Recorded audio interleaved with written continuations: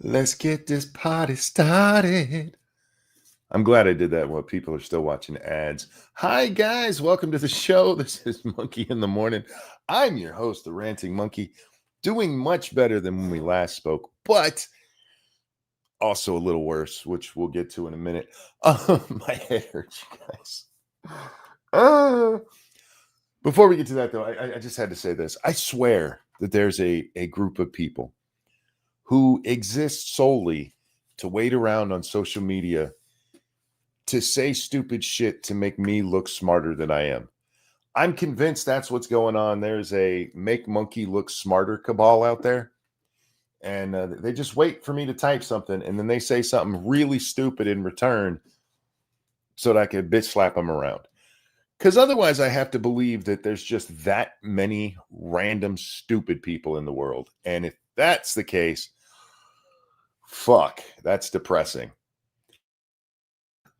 In this most recent case, it was a woman who, what's his name? Adam Schiff makes a post about how Californians overwhelmingly approved the new map for Congress.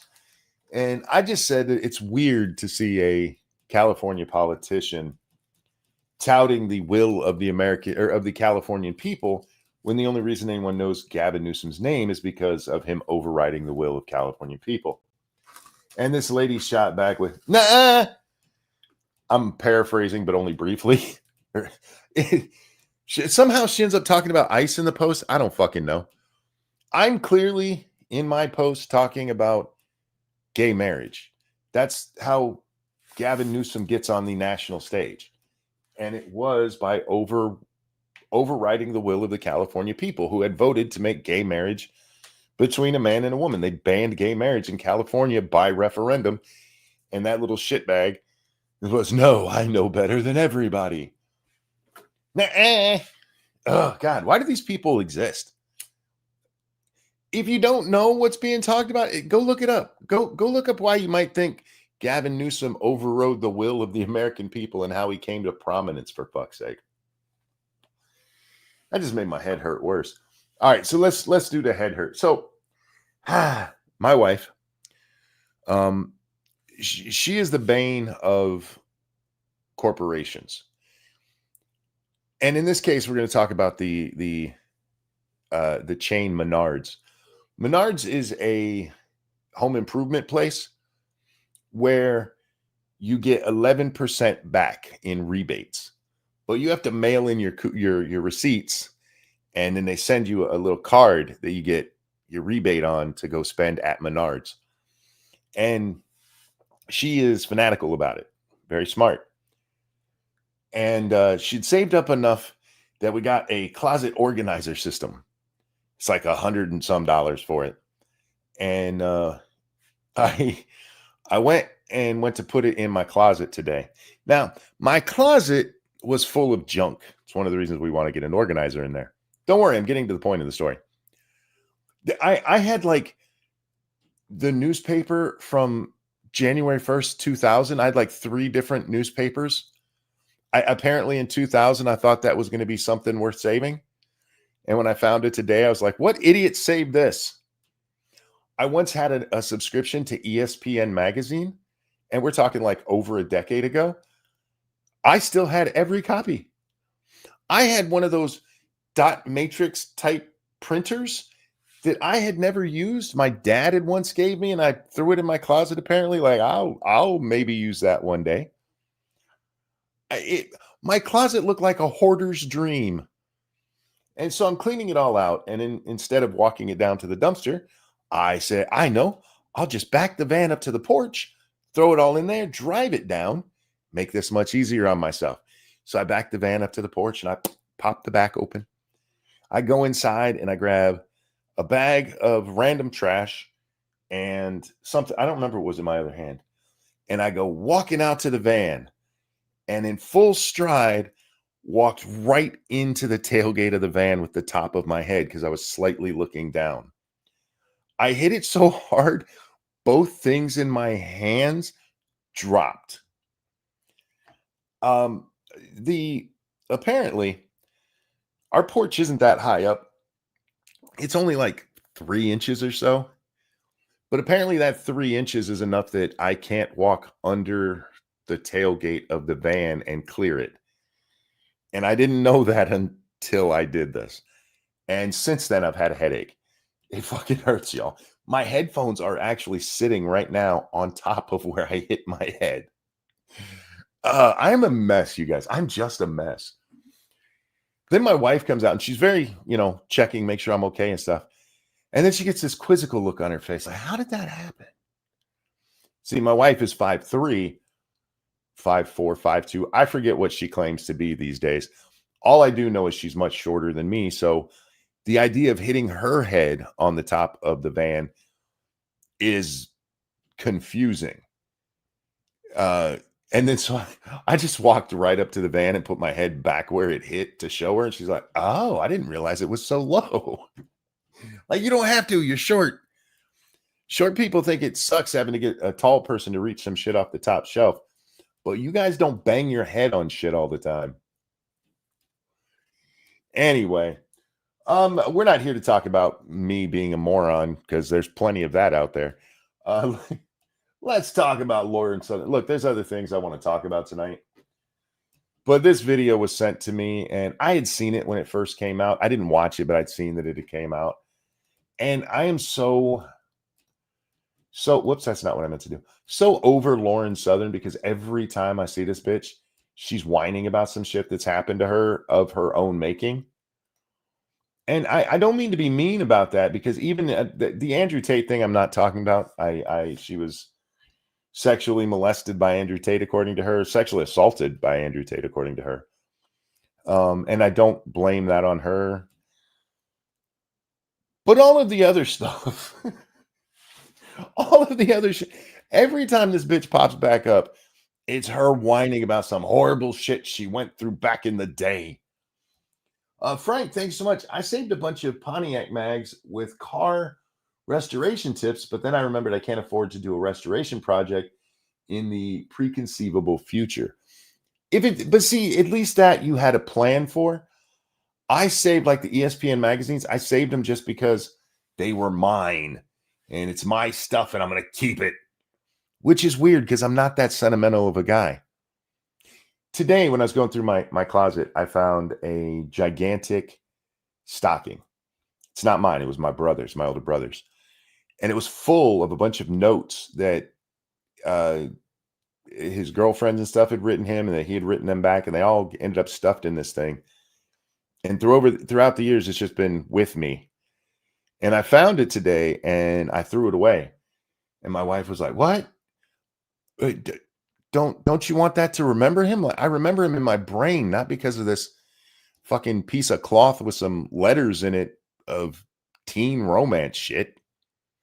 So I'm not that sentimental guy. I have like 2 things of my dad's. I did find his lighter. I used to say I only had one, but I did find that I do still have his old lighter. I also have his insignia from his Chiefs hat. Not Kansas City Chiefs, Navy Chief. I have his senior chief insignia. Everything else I don't care about. I remember my dad in my head and my heart, not in trinkets, but that's just me. And I'm not saying that other people aren't, hey, if you're sentimental, be sentimental. But I say fucking sports magazines that aren't even relevant and nothing important happened in them. Anyway, let's get on to Lauren here. So for those of you unfamiliar with Lauren, she blows up way back in the anti-SJW days. She goes to the slut walk with Milo and she starts hanging around, let's just call them what they are, racist people, and gets herself into a bunch of trouble by making an ass of herself over and over again. And look, just because I don't think she did anything worthy of getting in trouble doesn't mean the people who get to make that decisions agree with me. Those decisions agree with me. She was purposefully out there making a spectacle of herself and then crying victim when she'd get banned from the UK. Not if you keep banging your head. Hey, I was just listening to Quiet Riot earlier. That's all. Lauren disappears for a while because she gets married. She gets married and she moves to Australia, and her and her hubby end up breaking up, and she goes back to Canada. And then we start getting these kind of drops from her. First, the first one I remember, and she might have still been married or just after, I forget the exact timing on this. But the first one is about how people like Paul Joseph Watson tried to hump her. Not the Andrew Tate way, but by being like, hey, I'm famous, touch it. And she's like, it's amazing how many of these guys are like this. And after some of the other stuff we learned, I do wonder how many of those she touched. I'm just saying.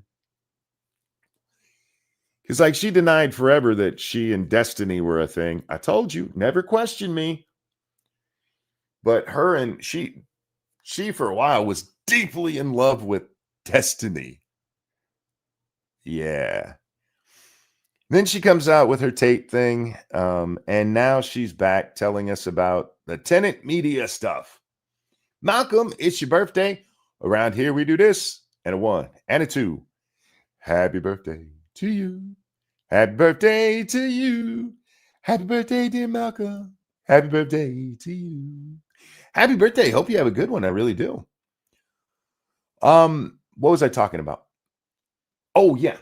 Um, so she was with Tenet Media when the whole thing blows up. She was one of the creators, there was it 6 creators that worked for the Russians unknowingly. I've still seen no proof that any of the creators knew that they were working for the Russians, but they absolutely were. I've seen nothing to suggest that the Russians influenced their coverage at all. It really does just look like the Russians were like, "Hey, these people are saying things that we like or will cause enough chaos for us to take advantage of it. Give them money." But she tells us the story about how the Canadian version of the FBI and CIA. I don't know if Lauren understands those are two different things, but they come to her house to try to get her to drop dime on the other creators and the founder of Tenet, Miss Lauren Chen, and she plays some clips from it where like at one point the guy she's talking to, who the only name that she kind of gives for this guy is Jason, from when he apparently called her Jim, and her Jim called her, "Hey, do you know Jason? He was calling here for you." And she plays this clip where he's like, "You're a single mom. I was raised by a single mother." And she just keeps talking over and over again about how they were trying to manipulate her, and they're trying to build rapport with her. And do you see how dirty it is what they were trying to do? It not really, Lauren. You're not breaking any ground with normal police tactics. Everything, literally everything she complains about happening here, you can see from videos where they go over interrogation room stuff, where they lay out what the police are taught and how they speak to suspects and stuff to try to get them to turn on each other. But in her world, this is like, do you see the skeevy shit they did? Yeah, I would expect them to do that. They suspected you were working with the Russians for a disinformation campaign. I'm not shocked the feds were like, "Hey, did you do it?" I just it made me laugh because she had, oh, can you believe what they, listen to how they talk to me. Listen to this. Can you believe this? Oh my goodness. The pearl clutching going on is so silly because, like, nothing happened to her. Nothing happened to her. They made some, in her words, vague threats, which I don't necessarily say they weren't vague threats. The guy was like, "Hey, the other members of Tenet Media, they're all talking to the FBI. You don't want to be the one left holding the bag, do you?" And she's like, "Is that I'm barely paraphrasing." And she's like, "Is that a threat?" And he goes, "It's not a threat. It's just what could happen here." And I mean, she makes it sound like there was no reason for anyone to question her, but she tells us something else. She tells us that when the story broke, do you know what her first instinct was? The first thing she does when she gets home after learning that she's been working for the Russians, and you're not supposed to read into any of this. Don't read into what she did, but do you know what she did? She took her hard drives out to the woods, burned and buried them.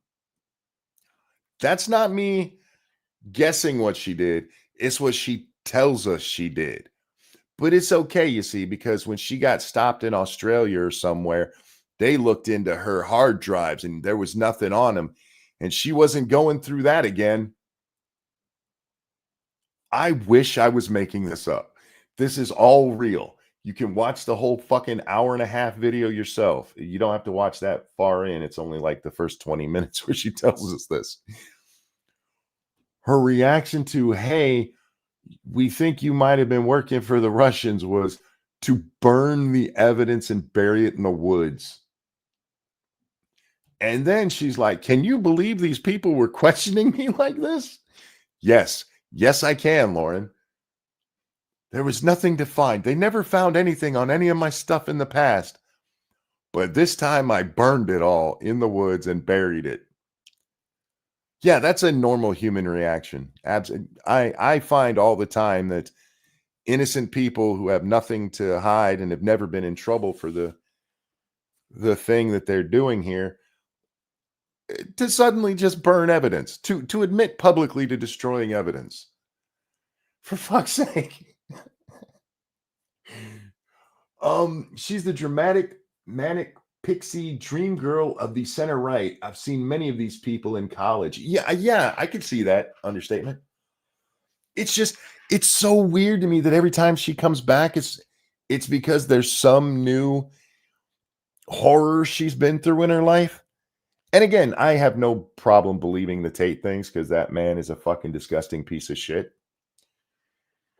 But like a lot of the rest of it, like the stuff with the original stuff was like, you wouldn't believe that these guys are trying to get laid. Yes, I would.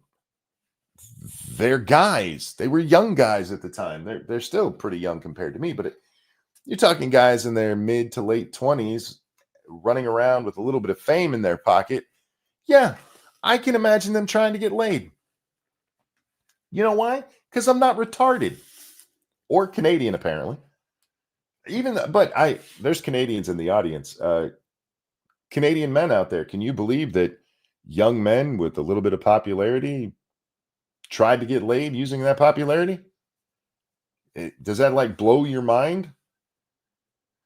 But that's not why I wanted to really talk. I mean, partially it is, but the part that's queued up right here pissed me off. She spends a lot of time talking about how there's no real people out there anymore. Fuck you, Lauren. Some of us have always been real. Some of us weren't sucking up to the alt-right because we thought it was our ticket to big paydays and even bigger dicks. Some of us have been true to ourselves. She even says at one point that she went away for a while and she had to come to grips with what she had done in the past and who she'd been and to deal with her truth. All right, what? And she tells us, yes, we have a way of remembering things differently than they are, which is going to be very important here in a minute. Okay. But we have a way of lying to ourselves about what really happened. Don't worry, she's still the victim through everything. But she tells us over and over that you can't trust any news source, which isn't true.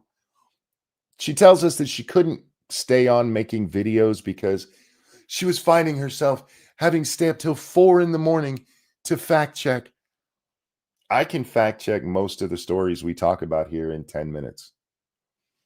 If it took me as long, apparently the tiny girl brain is in full force for her, because to find out whether something is true or not, it takes her until 4 a.m. every time. I don't know why. But she's really dogging, not just on like regular media. She even says this at one point, that journalists can no longer make money telling the truth. all they can make money by is clickbait. It's always been the news, lady. There's a reason yellow journalism is a term that didn't come out in 2016. It's been around for quite a while. The sensationalism has been the story for a long time. She tells us nothing is organic. Everything is just astroturfed. All of it is fake. She's basically going nihilist without just admitting she is. She's treating nihilism the same way she treated Destiny's penis. She's embracing it wholeheartedly while telling the world, "No, I'm just a normal person." But she comes to this book. This is all a big, long sell for her book. Her book that apparently not enough people have bought. And that's her decision, you see, because she got tons and tons and tons of offers from media to talk about her book. And she turned them all down, except for one who lied about her. And even people who didn't request to an interview lied about her. And it was on both sides of the aisle. Both sides of the aisle. And that's where we pick up here. And then, like, it's not partisan. I saw Liz Wheeler. I didn't talk to her about my book, but she read a headline. Okay. I need to just stop here and tell you, I knew the name Liz Wheeler, but I did not know why. And then I looked her up and I was like, who the fuck is that? I think I might follow her on Twitter. I couldn't, maybe I've insulted her on Twitter before. I honestly don't know. But it is important that you guys know, I don't know Liz Wheeler. Don't care about Liz Wheeler. I'm only here for the truth. That's my intention here. And remember, this is Lauren talking about how people lie about her book and stuff. About my book from someone else and decided to do a story on it and accidentally spent her whole video agreeing with everything I'd written in the book, but delivering her video and titling it as an aggressive debunking of me because she was under the impression my book said the opposite. All right, did y'all get that? Liz Wheeler lied about old Lauren here. Oh, I forgot to do this earlier. Hang on. I need to do this for my own. There we go. Liz lied about her, you see. She read a headline about her book and accidentally made my points for me. Yeah, let's get the exact wording because she's a bit wordy. A story on it and accidentally spent her whole video agreeing with everything I'd written in the book, but delivering her video and titling it as an aggressive debunking of me. Accidentally agreeing. You guys heard that, right? Twice? Okay. All right. Let's go over to Liz's video. It's from The Blaze here. Well, Lauren Southern has reemerged. She reemerged with the publication of a new book in which she excoriates the trad life. She says she left being a popular right-wing influencer to get married. She left to get married to a man that she had only known for a short amount of time, and she left to pursue the trad wife life instead. She started posting pictures of herself baking and aprons, embracing what appeared to be a home life versus a public life. And there's nothing wrong with that whatsoever, except for the fact that the trad wife fad has a problem. Wait for it. The trad wife fad has a problem, which we'll get to in a moment. But Lauren Southern has since gotten a divorce from her husband. She's since moved back. I think her home, she's not an American citizen. She's a Canadian. So she's moved back to Canada. Right here. And she's calling out trad wife life as a fraud. She's saying that her husband. Okay. So there's the claim that Liz Wheeler's made about Lauren, that she's back and she's rejected the trad wife lifestyle, and that Lauren has called the trad wife style a fraud. Liz spends the rest of this video talking about why the trad life is a lie and is a fraud, which is what Lauren's book was about. But Lauren here claiming that all this chick did was read a headline, only watched like the first couple of seconds and paid attention to the title of this, which was Lauren Southern is what's wrong with the trad life. And what she means by that is that Lauren, it gives us an example of what was wrong with the trad life. Now, I don't necessarily agree with Liz Wheeler here because her whole point is you can't be trad unless you're Christian. And I don't think that's necessarily true. But this is Lauren here telling a flat out lie. And it's either because she didn't actually watch the video, pot kettle, or she's too stupid to understand what happened. Now, this really jumped out at me because Lauren has a bunch of tapes from when the Canadian version of the FBI, CIA, I forget the acronym they use for theirs, but when they come to her door, she's got all kinds of tapes of that, but she only plays us very little bit of it. Very little bit of it. So with what I've just shown you, with Lauren completely getting the story wrong about Liz here, how much do you trust what she said about the Canadian CIA, FBI? Tradwife, is it wrong to think that's just a married woman that bakes or that makes babies? No, trad life is a little bit more than that. Not only you're the perfect homemaker is the ideal. And it's not actually something that was really a thing. It was television. It was good housekeeping, telling women how they should do things. And we've gotten advanced enough that we can recreate Leave It to Beaver in TikTok videos and women can get famous off of that. The whole idea is being a traditional wife, stay-at-home wife, kids, feeding the family, taking care of the shopping, still making yourself look nice, not looking like a complete mess, which, by the way, ladies, I can't speak for all men, but I kind of like you messy. Am I the only one that finds women hotter when they're a little bit messy than when they're all made up proper? I can't be the only one. There's a reason the librarian thing is out there with her glasses and her hair slightly frizzled.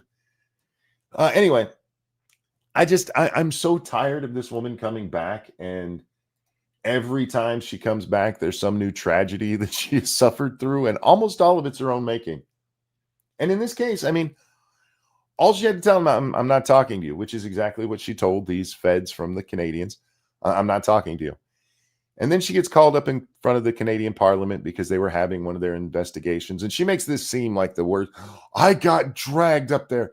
First I was asked and I said no. And then they compelled me to. Yeah, our Congress does that same thing with people. In fact, they're hopefully, come on, Dan Clancy.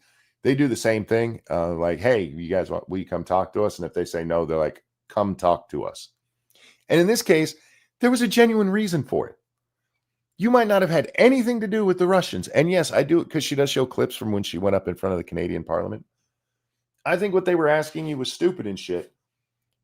But them actually calling you up there for the stated reason was perfectly fine, perfectly legit.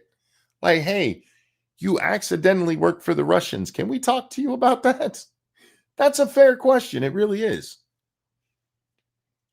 No, Monk, it has to be an avant-garde experience with action shots and bad indie music in the background. Yeah, I guess. Anyway, it just really, especially when I got to this point, to the point that I played in here where she does basically what she's accusing everyone else of doing. She does this, she does the thing. But don't you worry, guys. She's got a book you should totally buy. I've got to write myself a book, man. Anyway, that's enough of Lauren Southern for today. God bless, man. God bless. Lady, maybe, and I'm just throwing this out there, maybe you're the problem. All of your stories about the horrible shit that happens to you all involve you. None of it is, I was walking down the street and then suddenly X happened. It was, I accidentally worked for the Russians and then they wanted to question me about, can you fucking believe this shit? Can you believe the nonsense I have to go through? She also pulls this crap where she keeps referring to herself as dissident media. That's what she was doing back in the anti-SJW day. It was dissident media. Jew-hating white nationalist media. Be honest, Lauren. Was that all you did? No. You did some anti-feminism stuff and stuff too, but the dissident part, that's when you're going to hang out with the racists, like your old pal Brittany Pettibone. So you brought most of the shit that happens to you on yourself. You did it to be an asshole because you're like, look how popular I am. You're trying to be one of the boys, and as a girl, you can't do that. Sorry. You are the problem in your life. And I'm not saying take care of that. Just learn to be a better person. Hang out with better people. Stop doing stupid shit.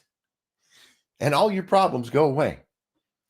I have said far worse things out loud than you have on tape, video, whatever you want to call the internet.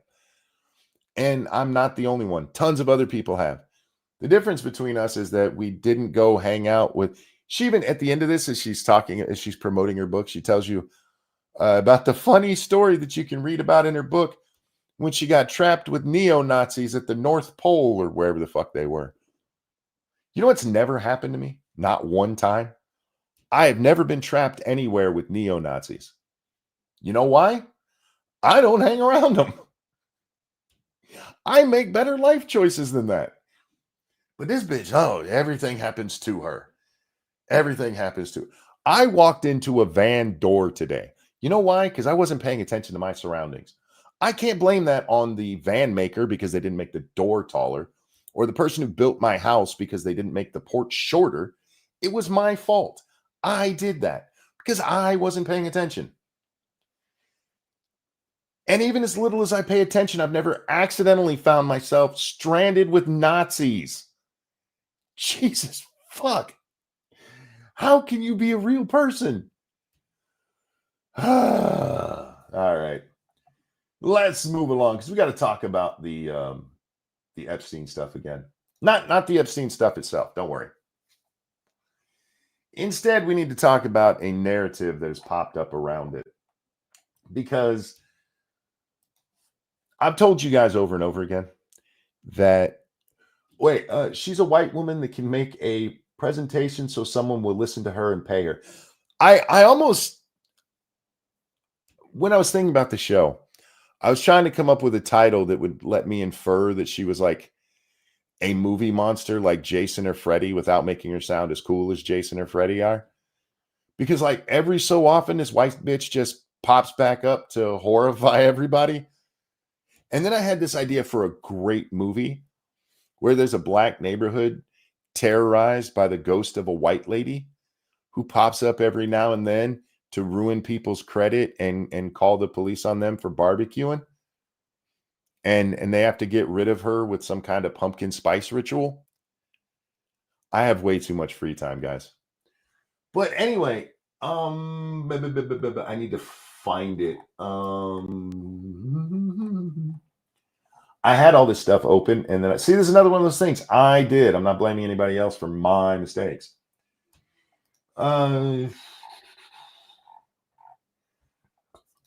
Okay, we're gonna start with this, and I wish I had the video. I know it's around somewhere, but oh, I need to click that button.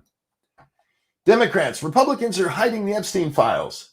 Tim Burchett. All right, I move to share all the files. Let's do it. Democrats. No, not those files. Okay. So here's what's going on with this post. Tim Burchett is a member of the House, I believe. Right? He's a rep. And the other day, he's like, look, let's just release all the files. Let's have a unanimous consent to pull all of this shit out of committee and just bring it to the floor for a vote. And the guy at the desk went, nah, bruh. And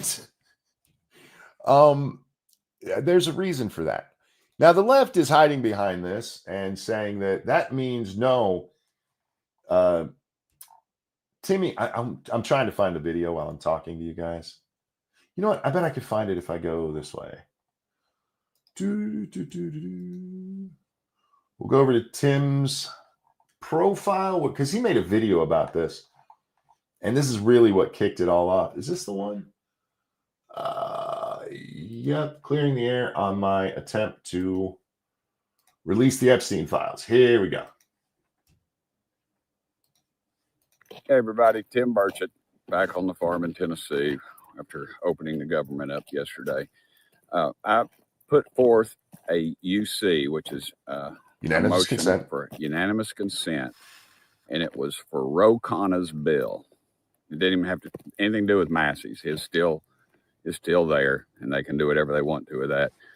But Ro Khanna's bill just said release the files, and dadgummit, that's what everybody wants, apparently. And that's what I did. And the Democrat leadership opposed to it. And that's why that they said it was, in fact, not in order, because to be unanimous consent, of course, is unanimous. Now, if you don't believe my words, read the House manual, page 805. I believe it's the second. We don't need the rest of what he's saying there because he just lays out what he's talking about. So he gets up in front of Congress and says, hey, let's just get this shit out of committee and put it out there. Let's let everybody see it. Let's get this done. And what's his name? I think it's Tim Cook. I could be wrong on the name. But he was the one in charge of the gavel. So the way that the Senate works, the House works, or the House and Senate both work, is you have the leaders there, and you would think, oh, that's the person that's going to be running the gavel and stuff. But that's not what normally happens. What normally happens is there's some flunky in there, some lower down as the leader is out doing other shit. And so that's what we see when this comes up in front of the Congress. Where is the video? Damn it. I know I have it here somewhere. It's not all that important that you see it, but it is important to the rest of the narrative because you get to see the guy with the gavel actually go, that's not unanimous consent, so we can't do this. And so Tim asked, okay, are you telling me that the Democrats will not let us go ahead with this? And the guy with the gavel, again, I think it's Tim Cook, but don't quote me on his actual name. He says it's against House rules to place blame on either party. So Democrats have taken that, and not just Democrats. This piece is from CNN. It's also going around. If you ask about this in AI, it basically says the same thing. Burchett claims his request was blocked by the Democrats, which he said reflected that it is 100% about politics.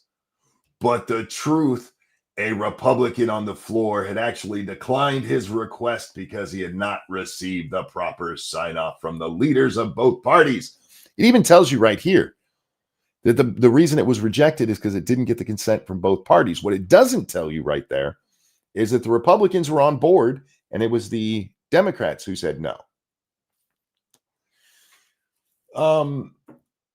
The senior Republican in charge of the House floor at the time, Representative Steve Womack, wow, I was way off, of Arkansas, rejected his request. Yeah, it was rejected on procedural grounds because a Democrat blocked the unanimous consent. And so you have all of these fucking idiots running out there. This is how they lie to you. What CNN lays out here is true. But it's also a lie because they don't address which side refused to give unanimous consent.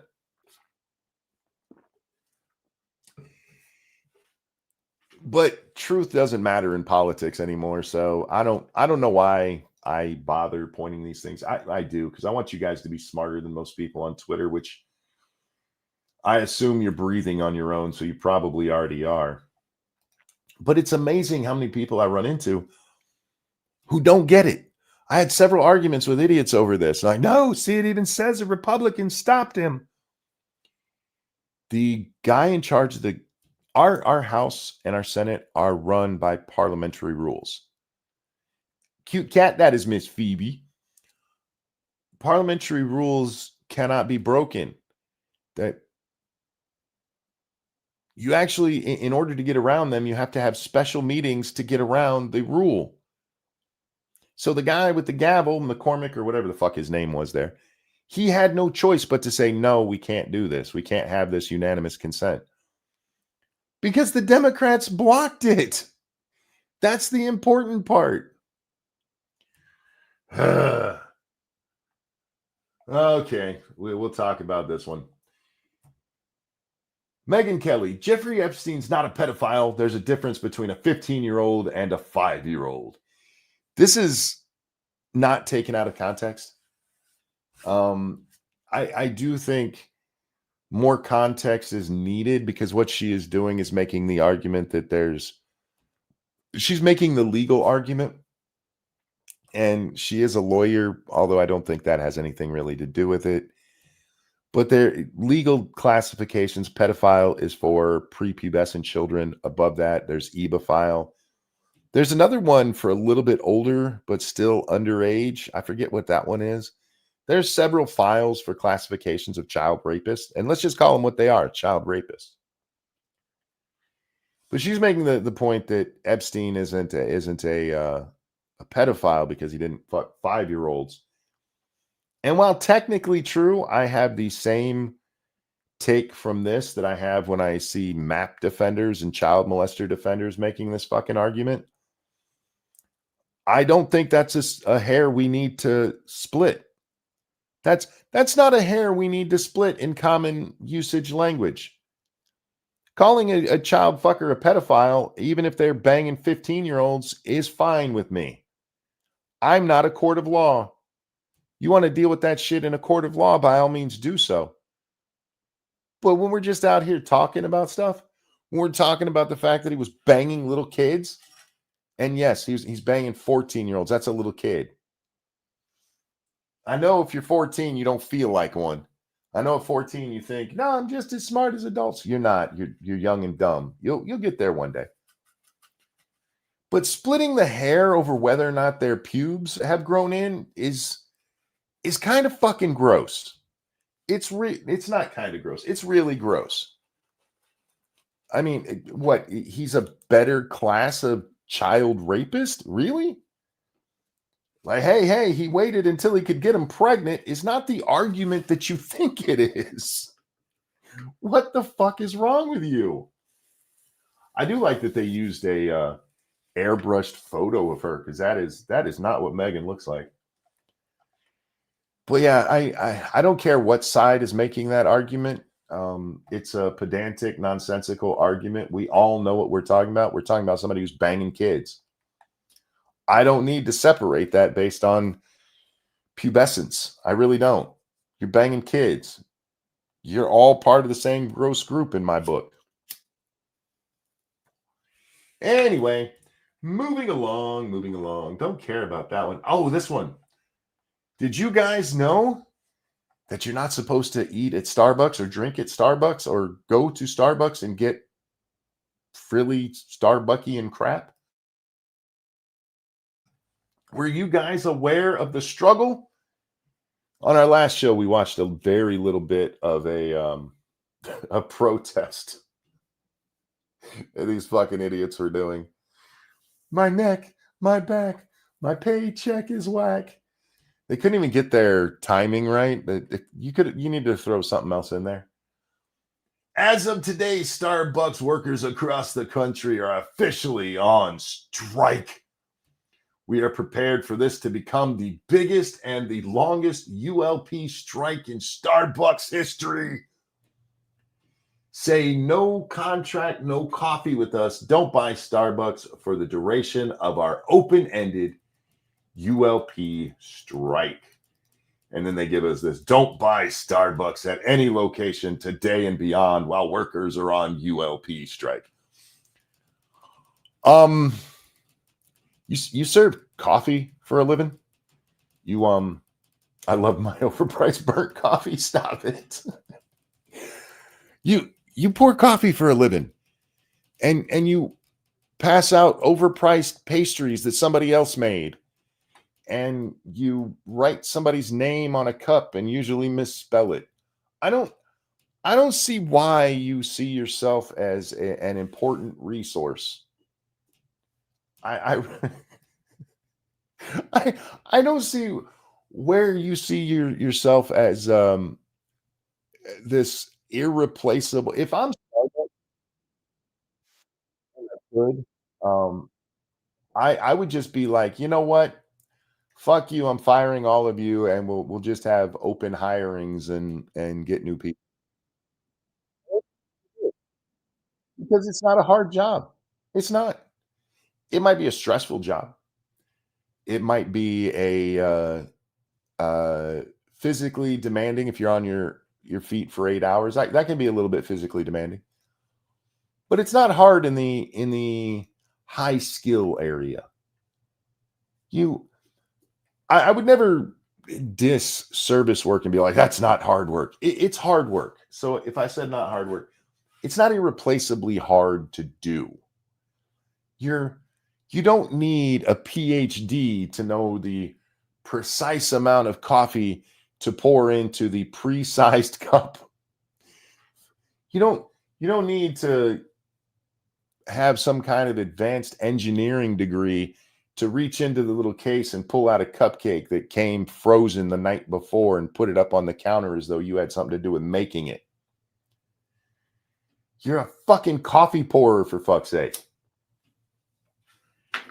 Anyhow, over on the Streamlabs, thank you, Circa Zero. For his birthday, he was gifted twin 22-year-old girls. He is a pedo no matter what.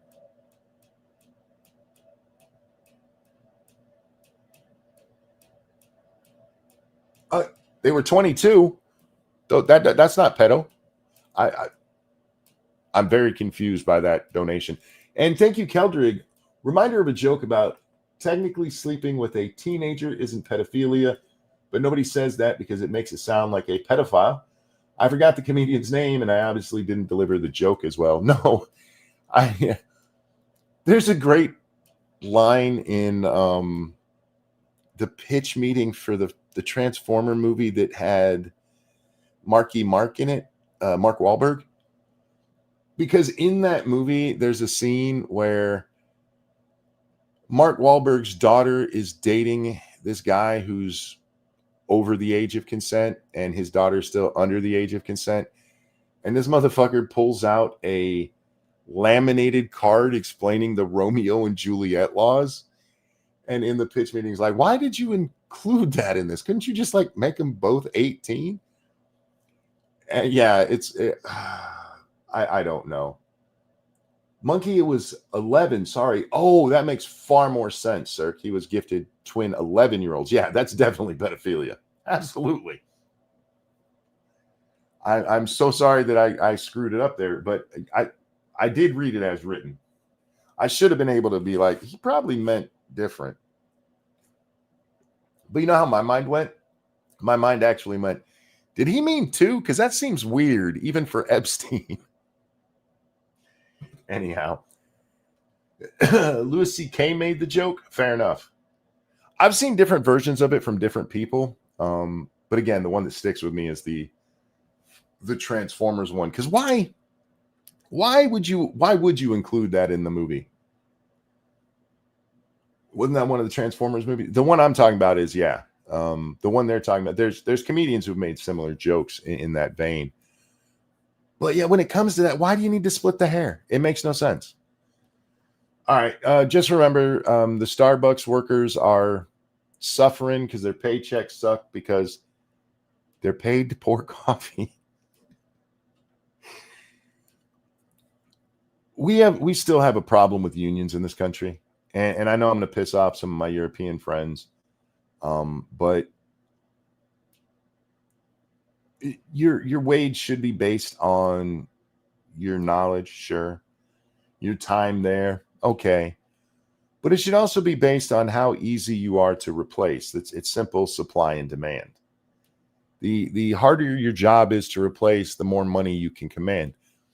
When your job is literally what people do for themselves every day of the week, maybe shut up and thank God you have a job to begin with. But again, fuck Starbucks, because they're the ones who gave themselves this fucking community of weirdos by being a stupid lefty woke corporation. They are just reaping what they sow. So go fuck themselves. I don't care. This one I really hadn't thought about until I saw it, and I feel a little bad about myself for that. But today's lesson in irony: the food stamp program is administered by the U.S. Department of Agriculture. They proudly report that they distribute free meals and food stamps to over 46 million people on an annual basis. Meanwhile, the National Park Service, run by the U.S. Department of the Interior, asks us, please do not feed the animals. Their stated reason for this policy is being that, quote, the animals will grow dependent on the handouts, and then they will never learn to take care of themselves. This concludes today's lesson. I'd never thought about that. And maybe it's because we're not supposed to compare humans to animals, even though we are. We're animals. We're just highly intelligent animals. But I went and looked it up because that's in quotes. And you know me. I see some in quotes. I'm like, okay, what does it actually say? It does say this. It also warns about bad eating habits, that feeding the animals will lead to bad eating habits, soda on food stamps, and aggression, especially if they can't get their food.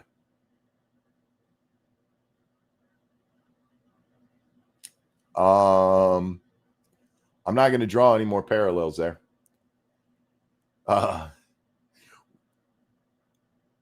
Yeah, we'll just leave it at that. We'll just leave it at that.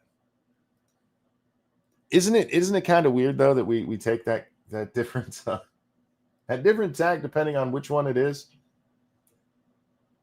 No, don't want to cover that one. Well, yeah, I do. Hang on a second. I'm going to ruin this joke for you guys. But this is a guy, his wife's in the background, and he says this. What is hard and hairy on the outside, sweet and sticky on the inside? It starts with a C, it ends with a T, and it also contains the letters U and the letter N. Michael, you cannot. What is it? You cannot say that word on social media. Yes, I can. You cannot. Does anybody know the joke? I knew the joke. I had never heard it before, but that's a really simple one. Slay Money, what's up? Thanks for the raid. I appreciate it. But what bothers me about this, does anybody want the answer to that joke? To that riddle? Listen, yeah, you're right, Gigi. Listen to the first part of this riddle. What is hard and hairy? What is hard and hairy on the outside? And her mind goes to vagina, the other word for it that we're not really supposed to say here on the YouTubes. Hard. I don't know how many of you out there have touched a vagina before. I have. I would never describe the outside of a vagina that I wanted anything to do with as hard. That lady needs to see a gynecologist or a urologist. I don't know what's going on with her. But she heard hard and hairy, and it made her think of her muff. I feel bad for this guy, honestly. They make soft ones, dude. They really do. You should go find one of those.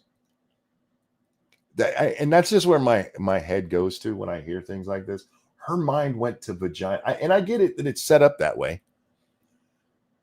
But the hard part, that's a dead giveaway that you're not talking about a vagina, or it really should have been, and maybe yours is crusty and you need to get it checked out because it's not supposed to be hard. You're not supposed to be able to knock on it like that, like, ooh, vagina. There's a bone there. Yeah, covered by, okay. Reach down and feel your pubic bone and then feel your sternum. You could describe the sternum there as hard. If you're touching something down in your pubic region and it's hard, it's probably a scab. I'm just going to be honest with you. Just going to say, hard. Okay, my favorite yet least favorite story of the day is this one. Now, I realize I just called a story about yet another female pedophile teacher as my favorite story of the day. But get this shit off my screen. Middle school teacher. Damn it, New York Post. Thank you.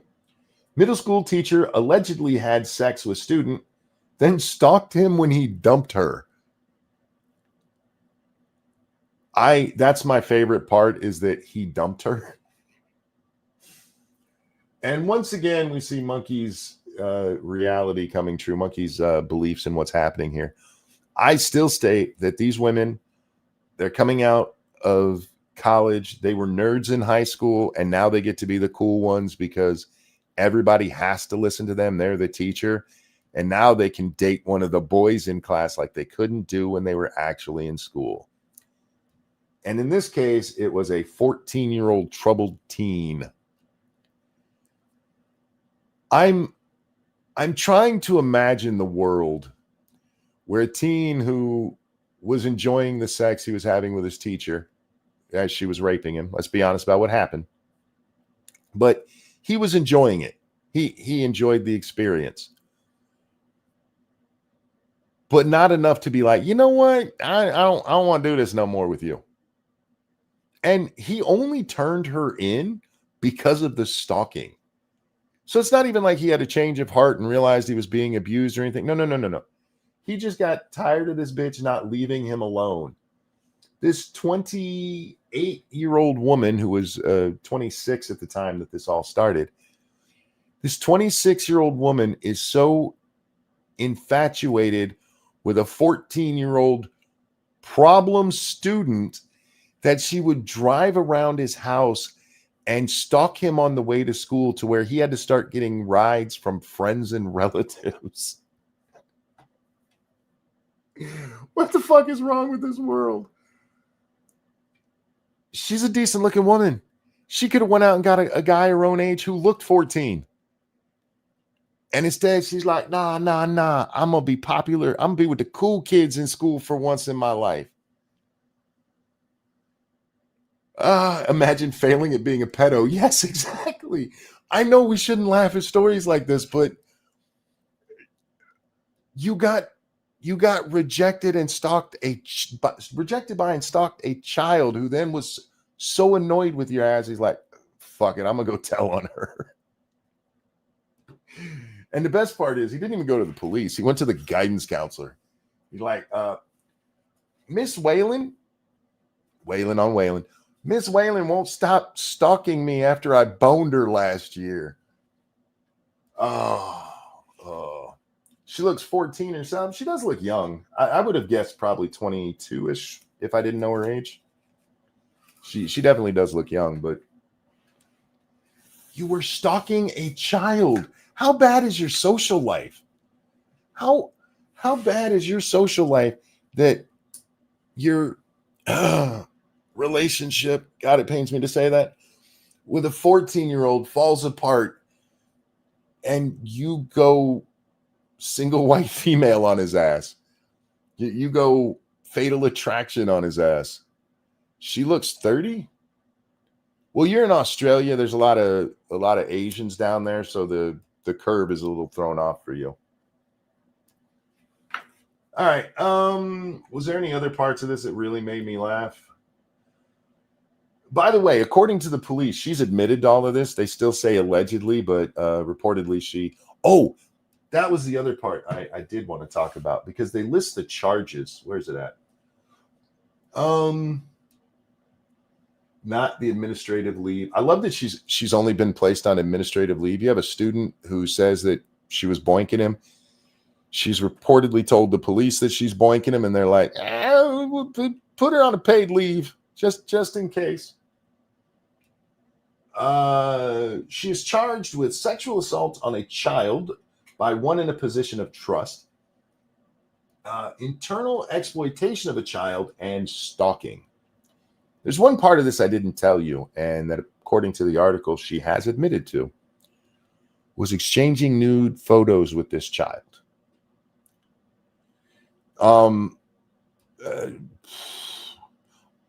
On her sending those photos, I know there's a charge for it. I can't think of it right off the top of my head, but her receiving pictures of that child, which she admitted to, is possession of child pornography. I want to know why that's not one of the charges that's included. This is enough to get the feds involved in this shit. Exactly, Evolved Exchanging. So yes, she got CP. Absolutely. And where is it? During the interview with police, Whalen allegedly confessed to being in a sexual relationship with the student and exchanging nude photos. At the very least, she accepted child porn and admitted to it. Why is that not one of the charges? Why do women get off on this shit? That came out wrong. Why did the police why is society so lenient on them in this case? Because if this was a dude, he would rightfully be charged with child porn on this. And again, when we bring up how the men are treated, it's not that we want the men to be treated like the women. No. We want the women to be treated like the men in these cases. We want them to be going to jail for the rest of their natural life. Gigi Evan, thank you. The people complaining about Snap not getting funded with $50 nails should be made to wear the do not feed sign Juicy wore from the PJs. I'm not familiar with the do not feed sign or Juicy, but you're not wrong. Absolutely not. Something like corrupting a minor with sexually explicit photographs or something like that. Yeah, I know there's a charge of something.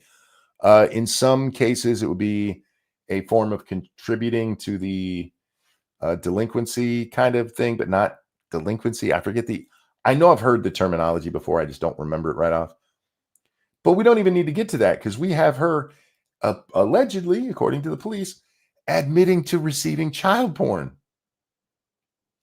This should be a federal case at this point. The FBI should be involved in this shit.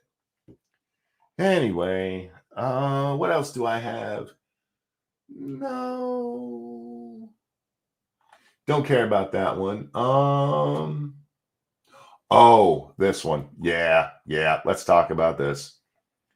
So it starts here, is at least where I found it. Well, actually, it started here. We're going to go forward. And Homeland Security issues this statement. It says DHS law enforcement does not pepper spray children. This is in response to a tweet that says they dumped pepper spray on a 1-year-old baby. Demons, actual demons. This is from Crystal. And so Homeland responded to this. We did not pepper spray children. Here are the facts. During an operation, rioters began throwing objects at agents and blocking the road. This did not occur in the Sam's Club parking lot. That's going to be important in a minute.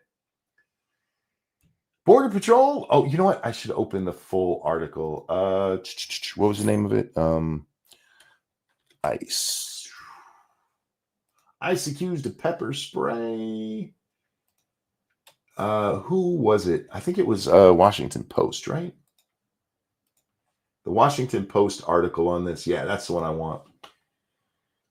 But we don't want it from the Washington Post because I don't want to deal with their ads right now. So let's go over here. You guys can't see what I'm doing, can you? You just have to pretend like you can see what I'm doing. Go over here to where we can actually read it. Okay, so this is the story. Before we get to the story, though, let's actually jump back to Crystal and where I first picked up the story. And she goes, you were saying, and she links to, or she doesn't link to, she just points to this Washington Post article. So I went and looked it up. ICE accused of pepper spraying 1-year-old girl and her dad near Chicago. Rafael Veraza said he and his family were driving out of a parking lot when they were sprayed. The Department of Homeland Security disputes the allegation. A father, his 1-year-old daughter, and other family members were pepper sprayed by ICE when they were going grocery shopping in a Chicago suburb last week, the family and supporters said Sunday at a news conference. The episode unfolded on Saturday. Now, here's one of the first things that you need to know about me. I will look shit up. Do you guys remember what tipped me off in the Jussie Smollett case? Do you remember how many of you guys were watching when we got to break the Jussie Smollett news on Lords of the Night that evening? Do y'all remember why I called bullshit? I lived in Chicago. 25 degrees in Chicago is like minus 80 anywhere else in the country. The wind is just so cold.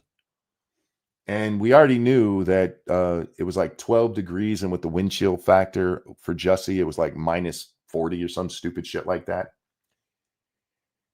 So I saw this, and my eyes or my ears first perked up when I heard Saturday, and like, I wonder if I can go and find the weather in Chicago.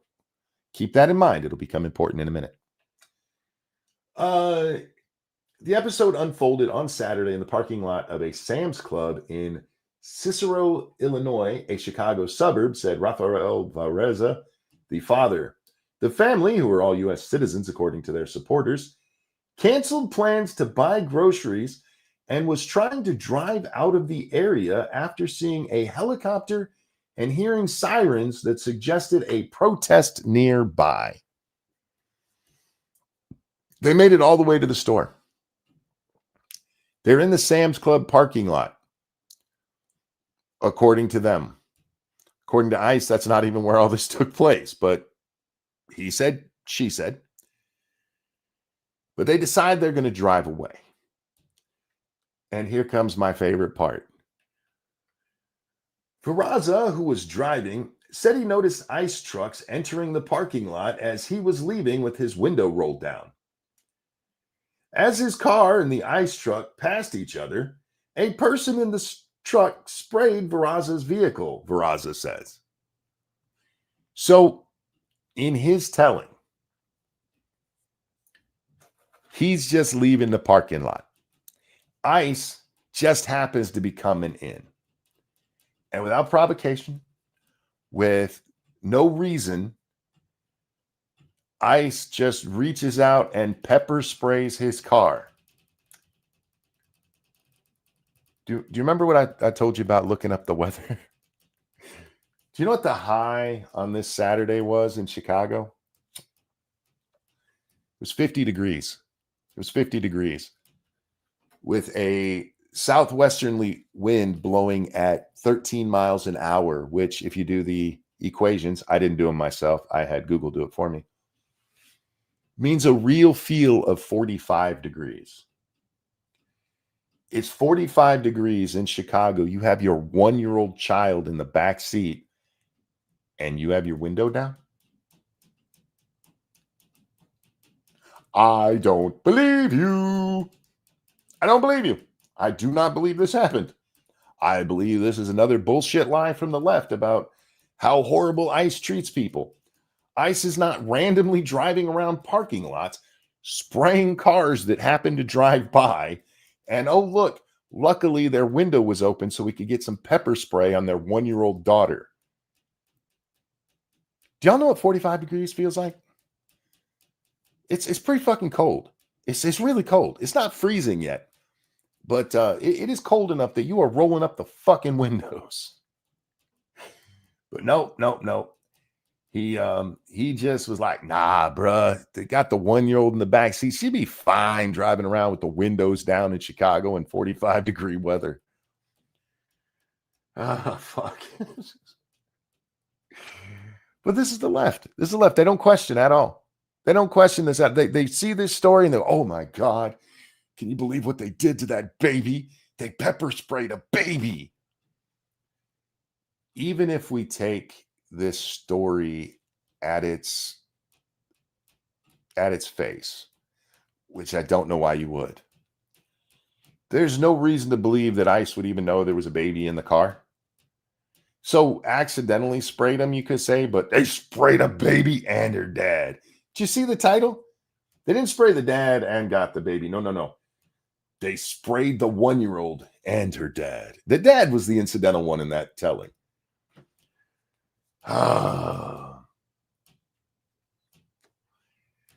I hate our media. I do. And I hate people like Crystal Ball who fake this shit. You were saying there is nothing. We read 3 paragraphs of that article and none of it was believable except for what day it might have happened. I'm going to side with the Department of Homeland Security on this one because I can tell just by the little bit we did get to learn that somebody on the side of Mr. Valerez or whatever the fuck his name is a wild douchebag. Right, thank you. I have coworkers that have windows down in colder temps. This didn't happen though. How many of your coworkers are riding around with their 1-year-old daughter in their car with their windows down like that? If they are, they're bad parents. Maybe he was smoking. Maybe he was smoking and he was like, I don't want to get any smoke on the baby. So I'm gonna roll down the window a little bit. No, he wasn't smoking. This motherfucker, this didn't happen. That story did not happen. Joke's on you, 20-year-old female outside in t-shirts and shorts, weather for me. All right, look, let me tell you something. The other day, Lady Monkey and I, we went to Walmart and it was cold. It was so cold I had a jacket on. And look, I wear a jacket. I'm not a cool young man anymore where I got to pretend that I'm not freezing so I can still look cool. Young men, stop doing that. You're not impressing anybody. Trust me, as somebody who is one of you, you're not impressing anybody by freezing. But as we're approaching the store, there's this young lady who walks out, I would guess 16-ish. And literally, it's like 39 degrees. It's not quite freezing yet, but we're real close to freezing. And she is wearing those shorts where you can see the ass cheek come out. She was wearing shorts so short that I was like, I can't look in that direction because there's a child showing off their ass over there. And for all I know, she could have been 18. They tend to look younger to me than they actually are anyway. Because anybody younger than me looks really fucking young. But whether she was 14 or 16 or 18, I don't know how old she was. But she running around in 39-degree weather with her butt hanging out. You live in Michigan. You know what cold is? Get some pants. It's to the point now with women's shorts that pretty soon they're just going to be really short, assless chaps.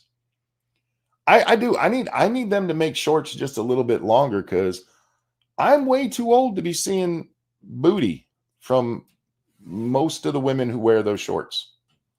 I'm 50. If you're 25 wearing those shorts, I'm way too old to be looking at that.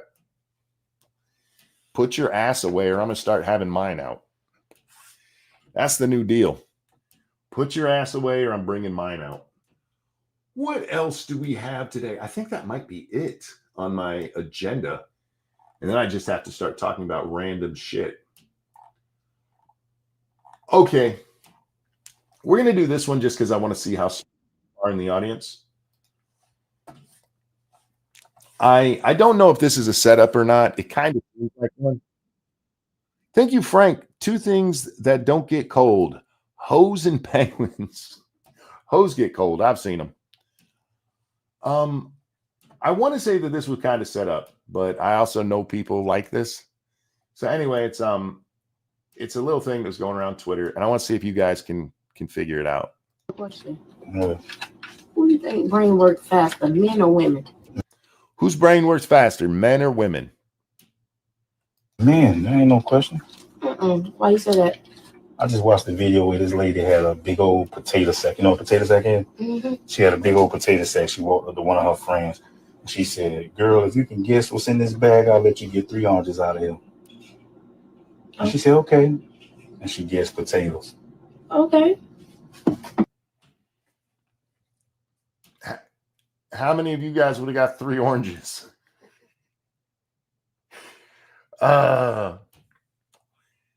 The problem with this is that I've I know people like this who would never get. Have you ever seen the video of the guy and the girl discussing the pizza? And whether you'd rather have it cut into 12 or 16 slices? And she's like, 16, because it's more pizza. And he can't explain to her that it's the same amount of fucking pizza. And again, this isn't just for women. Women are the ones who get clowned on online for it. Trust me, I know many men just as dumb as this. But I did make me laugh because I'm like, oh God, I think I know her. I think I know that lady. Those are the kind of people I end up arguing with online all the time. No message, just a small tribute to your show. Thank you, Bullwinkle. I appreciate it. Thank you, thank you, thank you. Yeah, I'm brought to you by you. Did you guys see what's going on with Kick?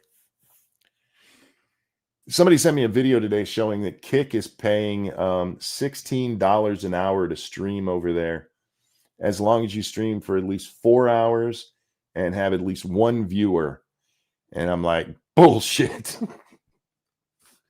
There's no way they're making their money back on that. There's no fucking way. But that's not what I wanted to talk about Kick about. Kick has what they call the KPP, the Kick Partnership Program. And it's blown up recently because they're not paying out what they used to. And some people are saying they're not getting paid out, while other people are saying they're getting a ton of money. And then they're actually showing some of their earnings.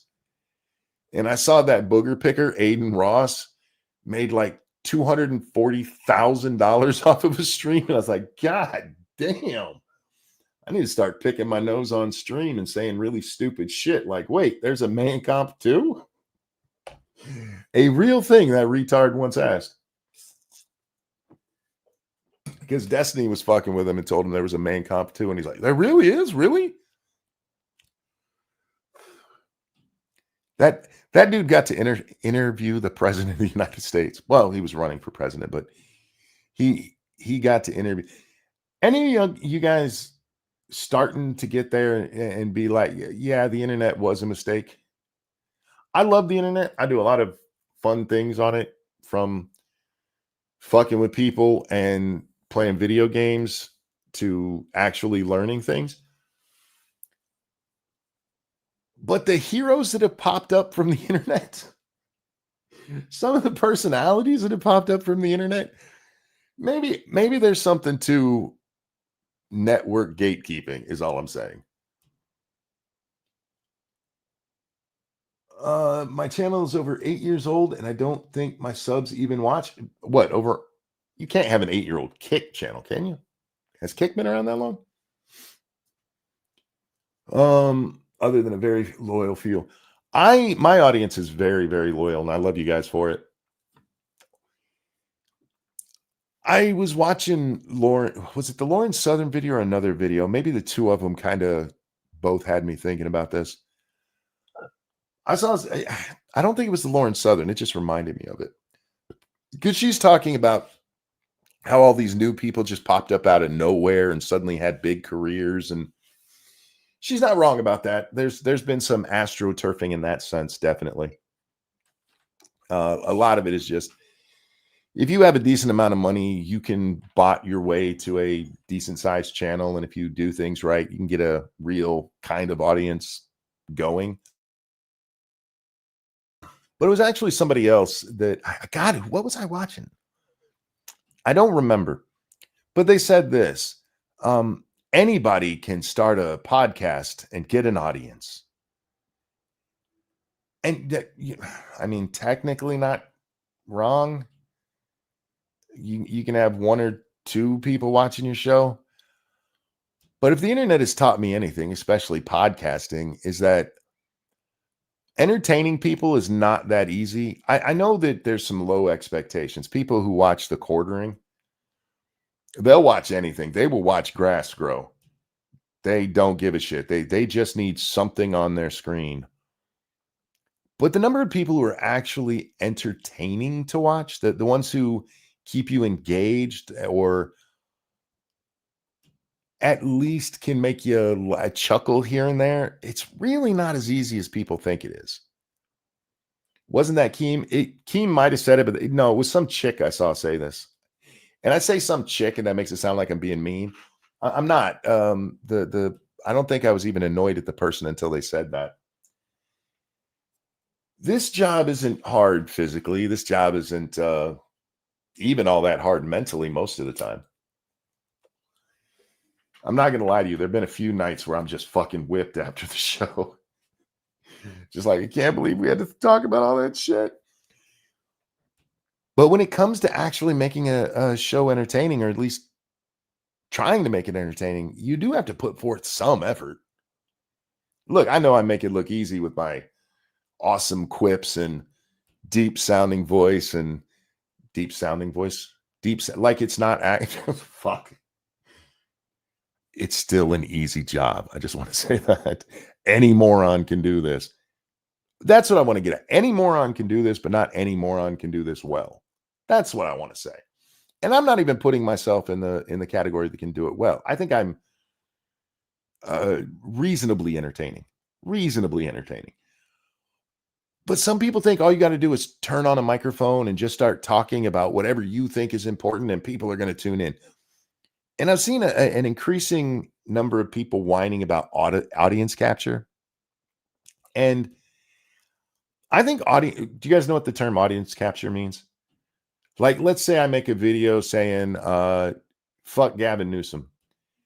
And then I realize I was wrong about Gavin Newsom and I actually like him. But I can't say that because my audience all came here to hear me say, fuck Gavin Newsom. I'm captured by my audience. I have to give them what they want. There is some truth to that, but it's been my experience that the people who engage in that eventually end up failing because they don't believe in what they're saying. Audiences will be way more forgiving of you if you're just honest with them. Like, look, I fucked that up, is what it is. I was wrong about that dude. He's actually a pretty nice dude. I wouldn't say that about Gavin Newsom because that guy's a shitbag who fucked his best friend's wife, and he's a douchebag. That's the least of the horrible things that man's done. But if you're so captured that you have to do the same thing over and over again and you don't believe in it, you're going to crash and burn. You're eventually going to crash out like we've seen so many do. If you're interested in getting into what I do, the most important thing I can tell you is be authentic. Be authentic. And that doesn't mean be your true self. No. I'll give you a good example of what I mean here. If you're going to play a character, play the character. I'm not talking about play the character like Dr. Disrespect, where you actually are a shitbag who cheats on his wife and tries to fuck children. And you just play it all. No, that's just part of the act. No.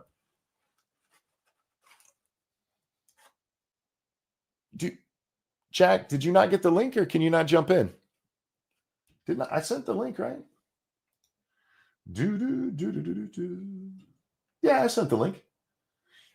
Anyway, what I mean by being authentic, do you guys know who Larry the Cable Guy is? Hey, you know his real name's not Larry. It's like, it's in your DMs, man. I can show it on screen if you want. It's right there in your DMs. Jack Cochran. Yeah, it's right there.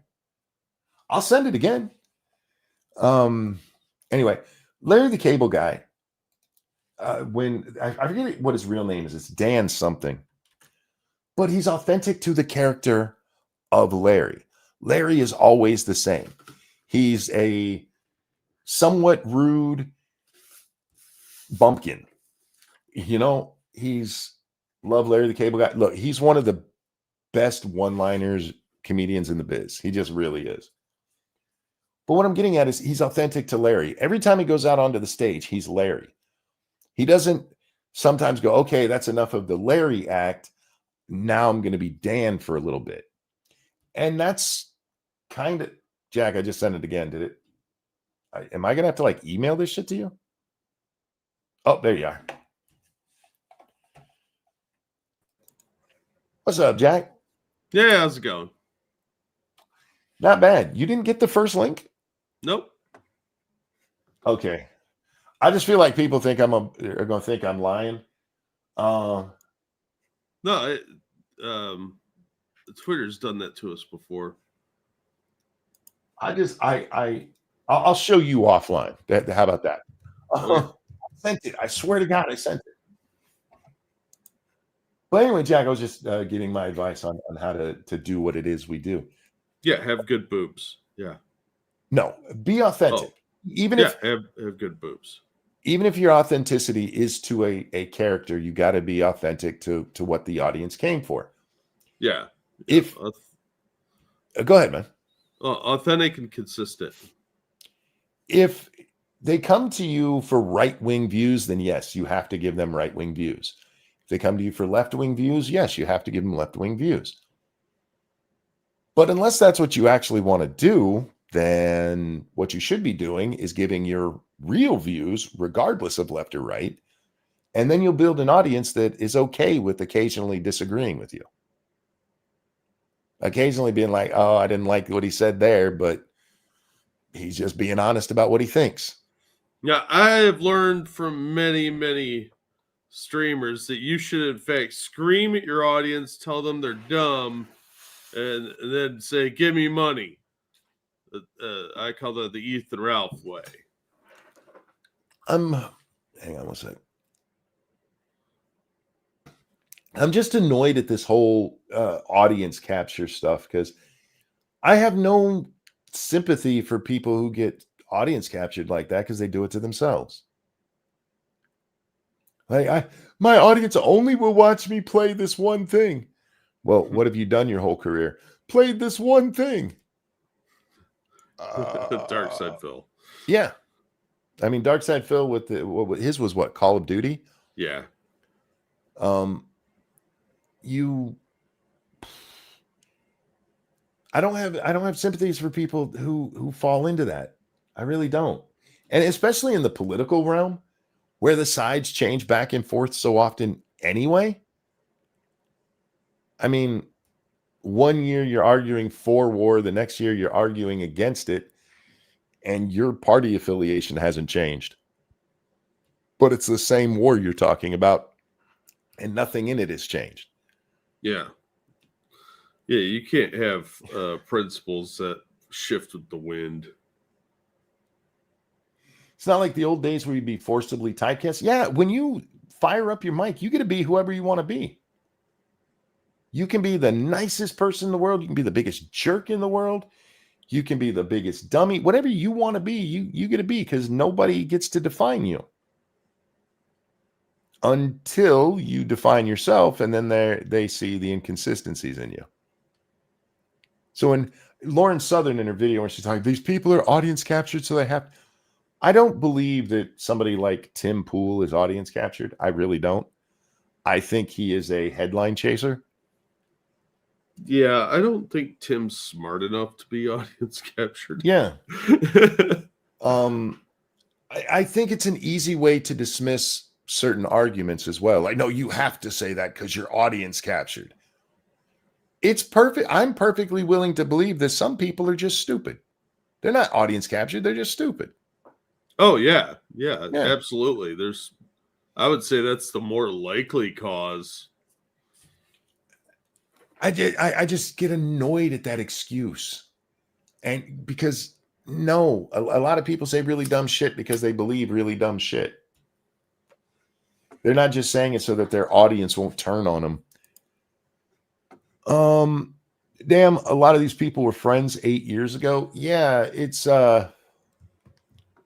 almost like becoming friends so that you can get ahead will eventually run into the two of you fighting for an audience. Well, they're not real friends. They're friends of convenience. These aren't people that are going to come over and help you move. They're more like how can I gain something from this person? Yeah, absolutely.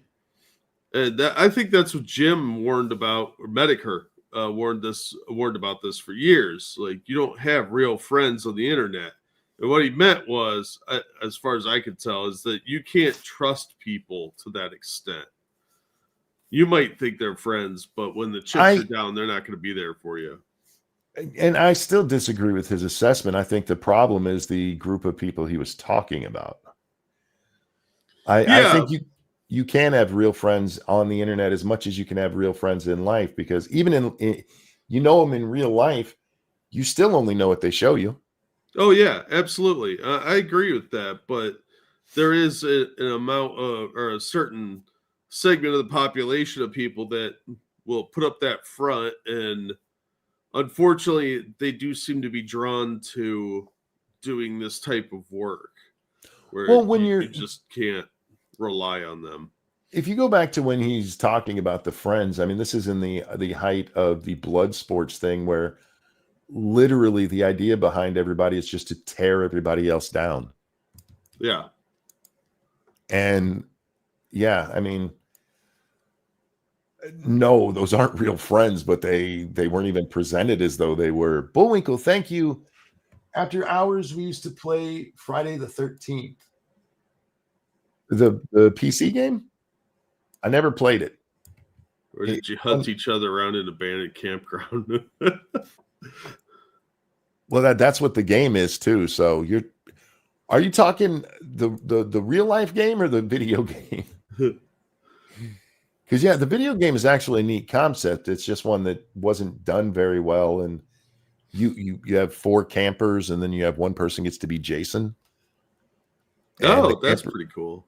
Yeah, the campers have to try to escape, and Jason has to try to catch them, which is just what Dead by Daylight is, and basically what Left 4 Dead was. Yeah, I like the NES version where Jason would show up at the cabin and fucking lose. I used to play the hell out of the NES Friday the 13th. I played a lot of that game. Yeah, that one was fun. It was tough. Yes, it was. I don't know that I ever beat that game. I know I got a lot done in it each time I would play, but yeah, Jason got me every time, that little fucker. Yeah, I don't think I know anybody that beat that game, but you know why? We all tried. Because we're men, and only one man has ever survived in Friday the 13th, and they kill him in the next series. Yeah, well, look, it's about the jiggles, you know what I'm saying? Couldn't play Friday the 13th anymore because they turned the. Did they end Friday the 13th? I think I knew that.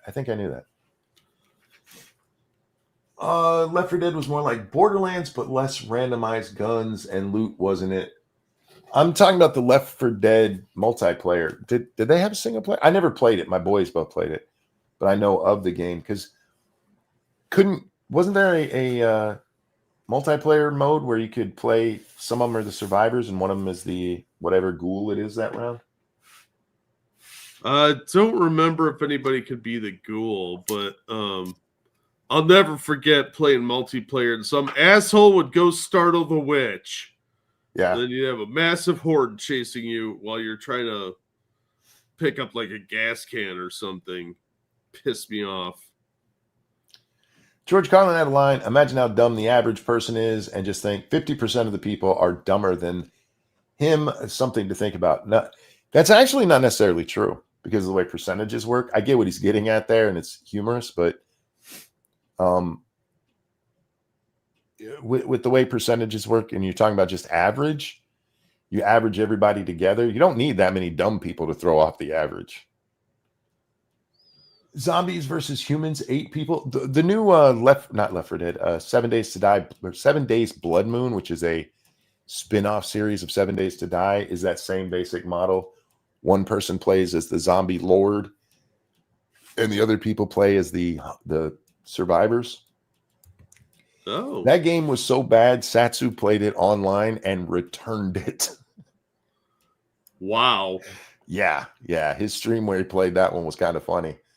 Yeah, he put in for a refund on that. Part of the problem, though, also was that it's not very. You can't have a game like that and not have a big player base because you need people to play with. Yeah. It's kind of built into the system, and if you don't get a decent audience size for it, then you're gonna have people just waiting in the lobby hoping to get into a game.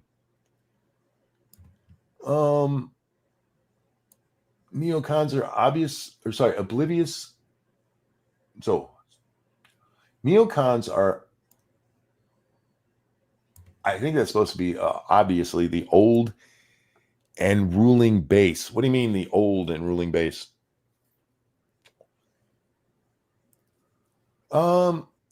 I can't spell. Don't worry, I can't spell either. I don't make fun of people for not being able to spell. When my kids would come to me with like homework, like, is it spelling or math? Because if it's spelling, you need to go see mom. Bullwinkle, thank you. You mean the Kumite? That went to shit fast. Yeah, the Kumite actually started off much different than it ended. It was originally just like silly beefs, and nobody really knew what it was. And then the whole Worski stuff starts blowing up. They start having a little bit more intense debates. I use the word debate very reluctantly there. But by the end of it, it was just, and it wasn't just the Kumite, because you also had like 4 other offshoots, including Ralph, trying to do the same thing. And they all imploded because their whole thing was tearing everyone else down. And eventually the crowd's going to turn on you. You better be a perfect angel if that's going to be your MO. Well, and at some point you run out of people to argue with, because people are just going to avoid you. And then you start fighting amongst yourselves. It's destined to fail.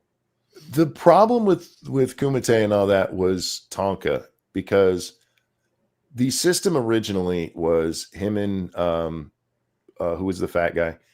Failure. Him and Failure would have people on. They would let those guys argue, and then they would talk about it afterwards. Well, it got to where Ego Boy had to be the center of every argument. He couldn't let the other people argue. He had to be the one that was putting people in their place. Well, and that's a problem when you that's a problem when you're a retard. Yeah, a little bit, but he was a wrestler. Tell him, Failure. Wrestle. Yeah, so the whole idea behind it was fine.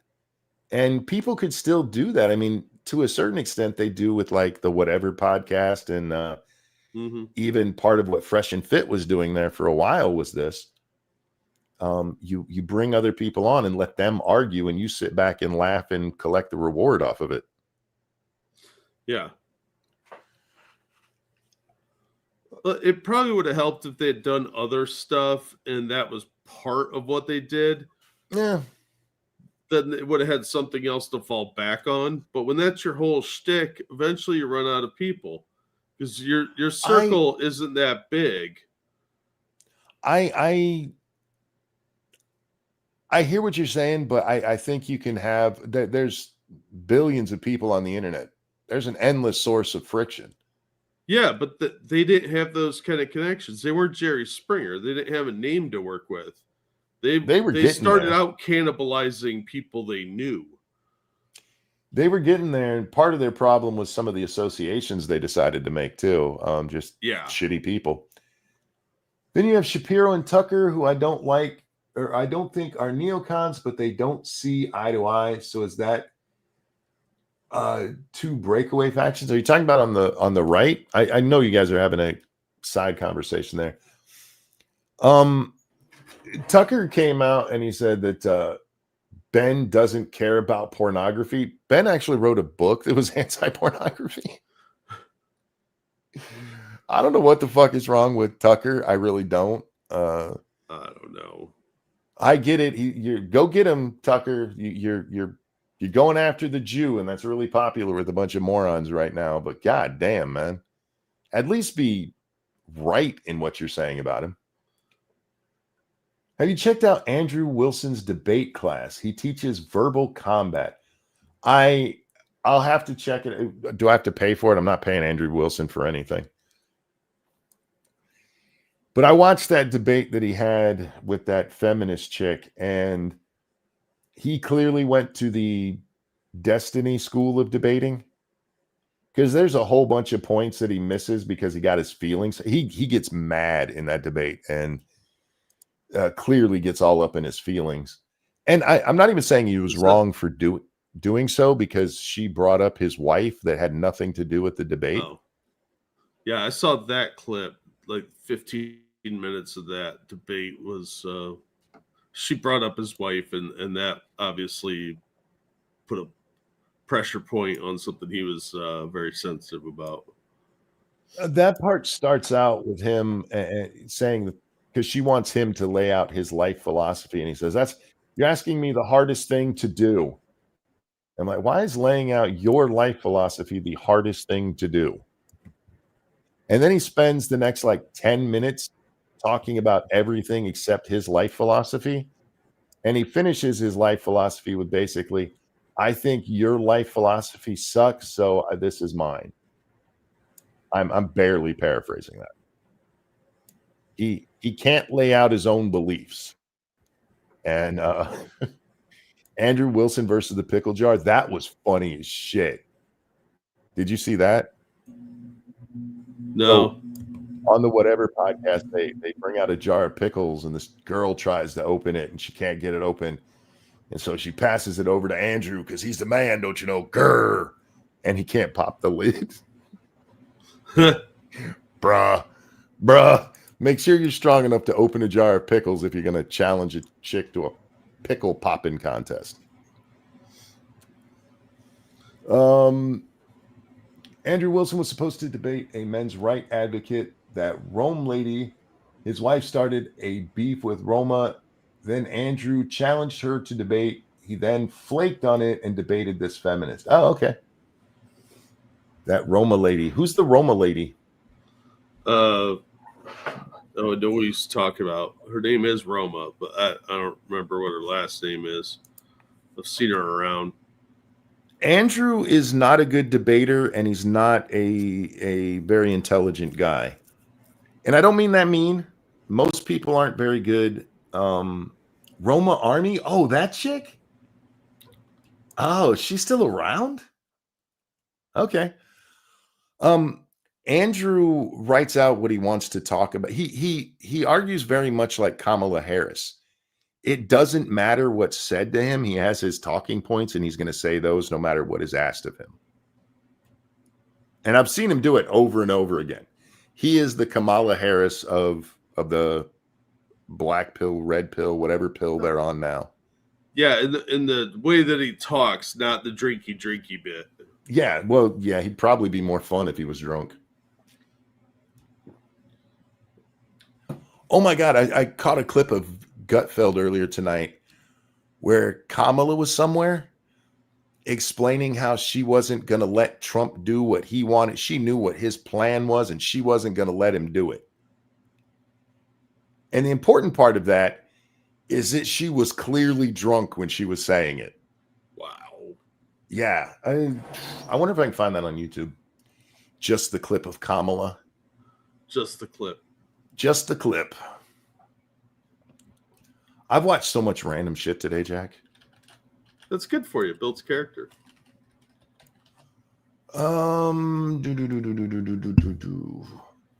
Filter. I want just this week because I'm pretty sure it happened this week. No, not that one. Not that one. I wonder if I could find the Gutfeld clip. It'd be easier to do.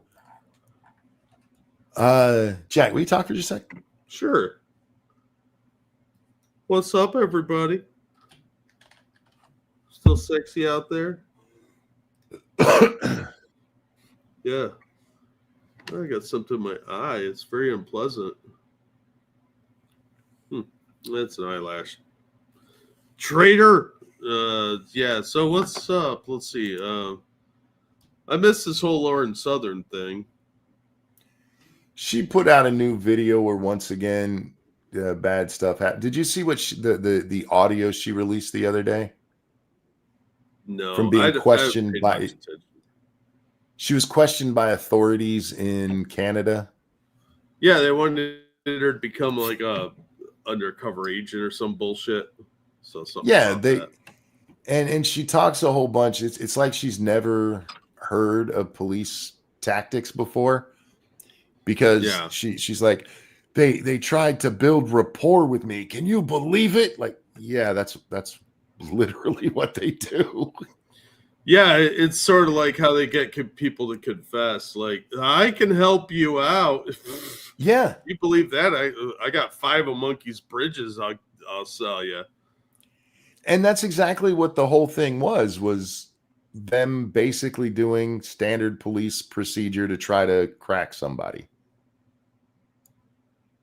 Does she know where JFK Garapi's wife is or something? That would be great if she did, but no, that doesn't come up. All right, I am trying to find this clip. You've got to see it. I mean, I know we've talked many times about what a drunk Kamala is, but this one was bad, dude.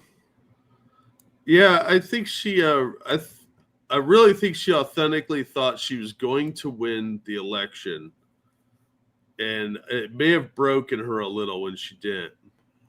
I don't understand. Look, when the campaign first started, sure, I could see her genuinely believing that. I can't see it by the time the election rolls around because it makes literally no sense. Well, with her reported anger problems, if that's accurate, it wouldn't surprise me if nobody wanted to tell her poll results. Yeah, you're not right. I guess I could see it from that perspective. Because how many people have to lose their jobs before you're like, I'm gonna shut up and not tell this bitch anything? So yeah, she seems to be a bit of a handful, and not in a good way. And I don't know. She probably drinks to cut down on anxiety, or she's on meds, but I think it's drinking. Did I swear it was a Gutfeld clip that I saw, and why is it not in my history? Might be on Twitter. Maybe it was.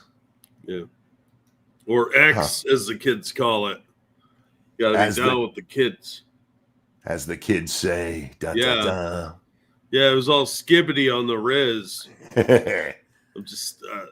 I'm telling you, man, when I get really old, I'm just going to say all the cool slang words, even if I get them completely wrong in context, just to show kids how stupid they sound.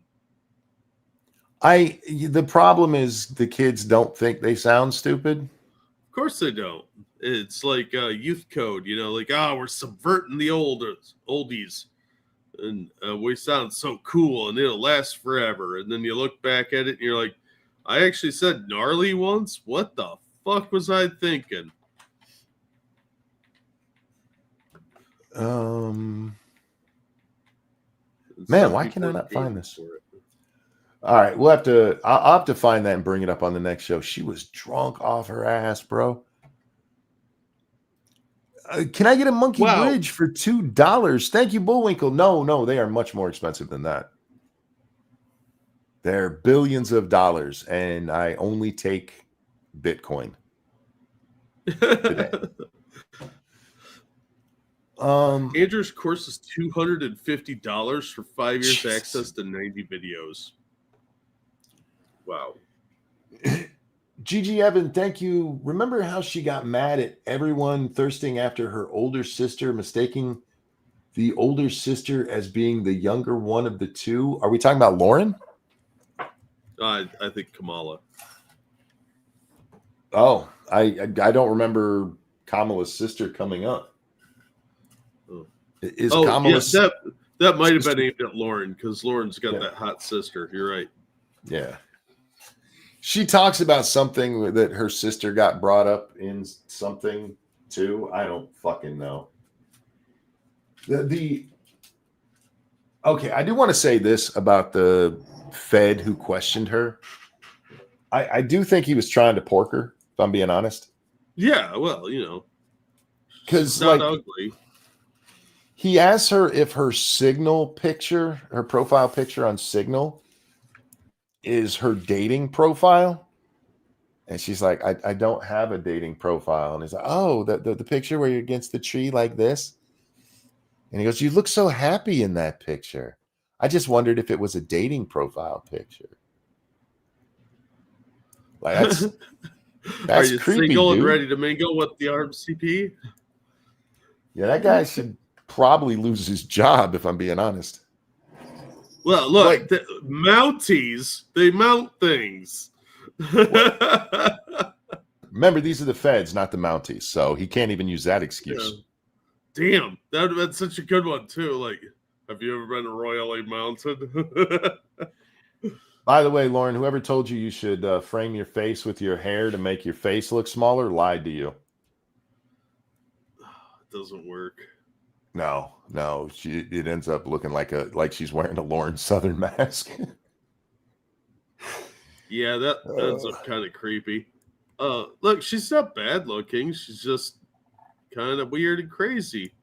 I mean, she was thirst trapping for a fucking destiny. I don't even care about her being like weird like that. What bothers me is just that she's just every time she comes out, it's a new, oh, woe is me. Look what happened to me. They're after me. Everybody hates me. Like, maybe it's you, honey. Yeah, but she's been doing that for a couple of years now. Before she left on her little hiatus thing, she was kind of doing that shit. Oh, they're chasing me off. I'm just gonna take a break. Oh, whoa. Woe is me. Yeah, Look, women do that shit. Again, I'm not saying she's totally wrong in everything she's done. I just think she's brought a lot of the shit on herself. Yeah, well, a lot of the stuff she did in Europe, like joining in the protests and stuff like that, that was a terrible plan. Yeah. Let's say it all together. But she has done some good work. The thing with the African farmers. Lauren banged Destiny. That's all we need to know. Yeah, she makes bad life choices. Let's just be honest here. That's the real problem. And look, she shoots to what fame she gets at like 19. She's a young chick coming off of Tumblr of all fucking places. And she blows up on the right because the right sees a woman who's on their side and they're like, make her our champion. The right is filled with tokens. Let's just, as much as the left is. I don't want to hear any bullshit. Because y'all pick some really bad tokens too, like Lauren Southern. Like, it's a girl who agrees with me. I'm right. See? I just want once for that to be a woman who came up with like her own take on something rather than like she watched a Sargon video and repeats it. Yeah, it'd be nice, but even if they do that, they're going to get lost in the shuffle of the mimics. I thought we used to like her. I have never been really high on Lauren Southern because she went out and was hanging out with all her little white supremacist friends. And like so many white supremacists, lying about it. You know, they can't do that, Monkey. I know. I just want everybody to be honest about it. Everybody be honest about what your belief actually is. If you don't like Jews, tell me, hey, I don't like Jews. I'll think you're wrong and stupid, but at least I'll know where you stand and that you're honest. I don't like black people. Fine, you're dumb, but at least I know where you stand. I don't like honkies. Me neither. We can be friends now. I just wish people, so many on going to this whole like audience capture stuff, back to that a bit. So many of these people just won't say what they actually believe because they're giving the left the win that they claim that they're beating them with by hiding the fact that they actually are the racists that they're called. You're afraid to go out there and be what you actually are. You're giving them their win and then being like, look how they've abused me. Well, be honest. You're not a fucking hero hiding. Heroes don't hide, motherfucker. They will once you agree. That's true. Is it that they aren't being honest, or do you need them to say what you think they believe? I think I've proved over and over I'm pretty right on my take on people. Understatement. Or do you want to go back to saying that Pearl is actually intelligent? Do you want to die on that hill again? Oh. Yeah, the problem is, I agree with some of the things these people say. So when they say something that, is agreeable, you're like, oh, okay. But then eventually they can't keep that up because they're repeaters, not thinkers. Mm-hmm. And then Yeah. their true, it takes a little while for their true selves to be exposed. You've never heard me call Pearl intelligent ever. You insinuated. You defended the shit out of Pearl, bro. Come on. I said she was an idiot who just repeated what men said. And you're like, but she's right. That's not calling her intelligent, but that is giving her way more due than she ever deserved. That woman is an idiot. I'm kind of surprised she's still popular. She's never been popular. Well, yeah, but I mean, as popular as she is. Again, it's the red pill crowd who went, look, a chick says what I think.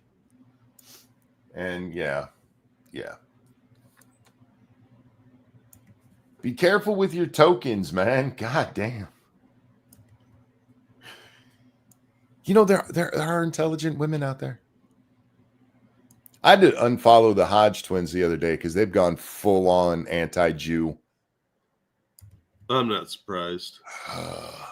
They were acting a little wonky not that long ago. I don't remember what pissed me off, but I was like, I don't trust these guys. They're funny. That's the hard part for me because I do find them funny.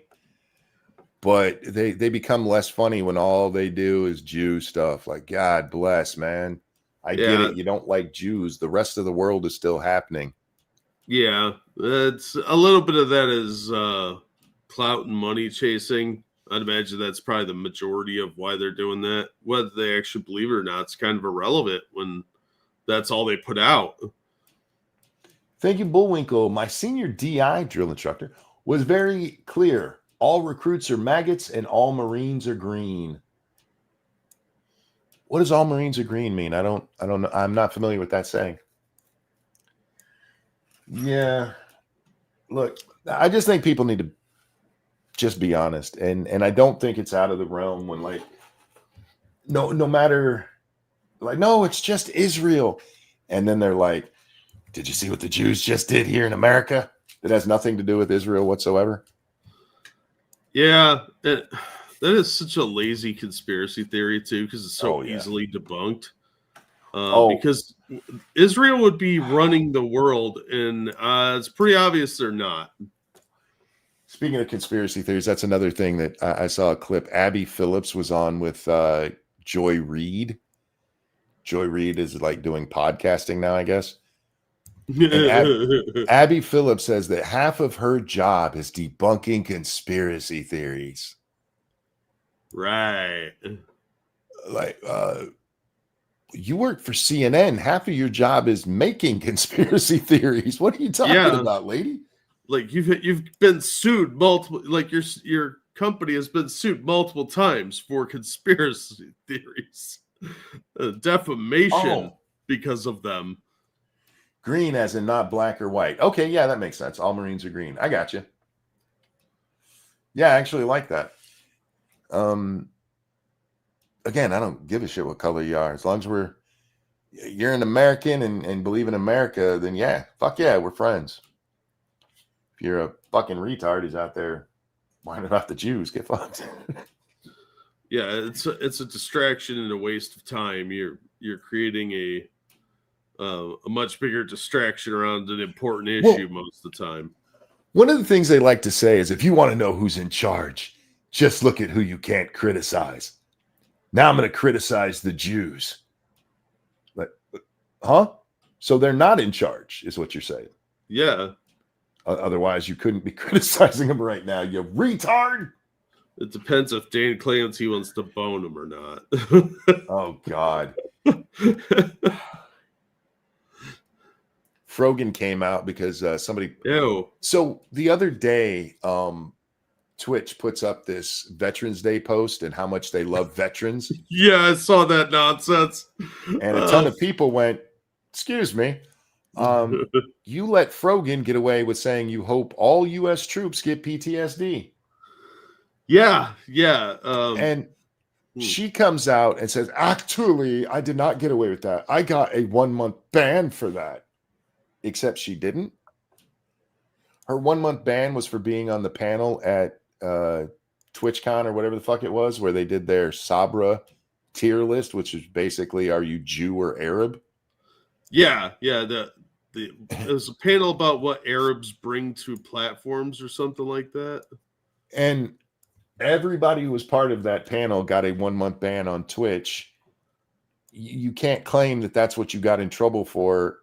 It was the veteran thing when everybody got that same punishment for the clear thing that they said it was for. Yeah. Anyway. If anything, they all should have been thrown off the platform for that, for being a bunch of racists or Muslims. That's another one that I think is going to be interesting. I really want to be an advisor for Congress when they do this, CEOs of Twitch and Steam and all of these. Yeah. Because I would ask Dan Clancy about why she was allowed to get away with saying that on his platform. That there was nothing, especially when somebody got banned for 2 weeks for calling her fat. Yeah. Which, by their own rules, there was nothing wrong with, because she's called herself fat. And in their rules, they say if they call themselves this, you can call them that. I guarantee you, if that had been a panel of Jewish streamers talking about Muslims, they all would have been thrown off the platform. Thank you, First Rady. Guess whose blood poisoning didn't kill them? This guy. Yay! Glad to hear it, my friend. Hope you're feeling much better. Yeah, no kidding. That's horrific. Thank you. Bullwinkle says, I think I got my PTSD after I got out. Diabolical. Yeah, I was watching. That's why I saw the stuff about Frogan. I don't follow that fat moronic twat, but oh, was Pegasus talking about it? Yeah, it's in one of his newest videos. He talks about how she come out and like, no, actually, I did get punished for that, but she didn't, and we all know she didn't. And I don't understand why, like her, because Casey Tron popped up again too. I don't understand why these two idiots keep trying to get attention for themselves, because all it does is destroy them further. Yeah, well, they're not particularly good looking. They're really dumb, and they tend to say things that get them in massive amounts of controversy and trouble. Yeah. Why would you do that? Why would you do that to yourself? Don't you have anyone in your life that's like, hey, maybe this isn't the right job for you? Understatement says, you want logical morality from Twitch. Nina Lynn got a weak ban. I need to point this out, because this isn't just against you here, Understatement. But several things we've talked about lately, people have been, you expect this from these people? No. But if they were decent people, yes. Yeah, there's a very big lack of consistency these days. I am not shocked by any of this stuff by any means. No, I do not expect logical morality from Twitch at all. Oh, hell no. But when they go up in front of Congress, I would like them to be asked about their illogical takes. Yeah, I would like Dan Clancy. I would like Dan Clancy to have to answer on stage why he still has somebody on his platform who said, if you care about Medicaid fraud, you have to kill Rick Scott. That should have been a permaban right there. Yep. Destiny was permaban for suggesting, depending on who you asked, worst thing that he might have done is say that trans people should be killed. And even then, it wasn't a direct, hey, go kill trans people kind of things. So Destiny gets banned for that, but go kill a sitting senator was like, what? I don't know what you're mad about. And they should be. I want to see Dan Clancy on the congressional floor being asked about that. Do I real think he'll quickly. have a good answer? Fuck no. There's no good answer for it. No, and I think Dan Clancy has some issues, if you know what I'm saying. Yeah. There's some loose rocks in the landslide there. Thank you, Keldreg. I'm behind the stream at the audience capture segment. It made me think of Short Fat Otaku, who seems to be subject to reverse audience capture, where he contradicts his audience if any opinion, no matter how correct, gets too popular. Some people are like that. They're contrarians, and they can't help but be contrarians because they have to be unique and special that way. Mm-hmm. Part 2, thank you again, Keldrick, of my previous tweet. I've seen SFO, Short Fat Otaku, contradict his own, quote, deeply held beliefs, end quote, because too many of his conservative fans agree with it. Yeah, that's not uncommon with I see that a lot in the nerd community. They want to see themselves because they've always been treated as outsiders, and they kind of embrace that, and they want to always kind of take that contrarian viewpoint and continue to be the outsider. I think they've decided it makes them look cool or something to constantly be out. I'm the outside of the box thinker. Short Fat Otaku is one of those creators that his name comes up to me every so often. I'm familiar with him. I've never been a big watcher of his.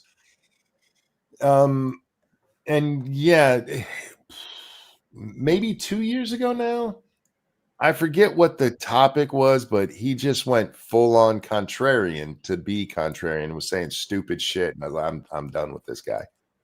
So I couldn't even tell you what he's saying these days. But to the contrarian, we've had one of those around here before, and I anytime I interact with that person, haven't interacted with him for a while, but I just clown on them because I can't take them seriously because they're not serious. They only exist to be like, nuh-uh. Yeah, and he wasn't always like that. He just really, really fell into that groove and decided that was his thing. But that's exactly what I'm talking about. Some people just want to constantly be the outspoken person on the other side of an issue, no matter how unpopular. Well, you're not wrong about that, but I've run into this with other people before too, where they decide I'm wrong. And this is specifically with me. It's a viewer of mine or whatever who something I said, like, you're wrong on that. And then literally they have to try to find where I am a hypocrite. If you find where I'm a hypocrite and you point it out to me, I'll be like, you're right. I need to sit down and address that. But instead, what it always ends up being is whatever I said taken out of context, and I have to explain the context, and it doesn't matter anyway. And I realize I'm dealing with an idiot. Yeah, they've already made up their mind and they locked in that answer. Yep. I have to be bad because they disagreed on this one thing, and then after that point, everything's downhill.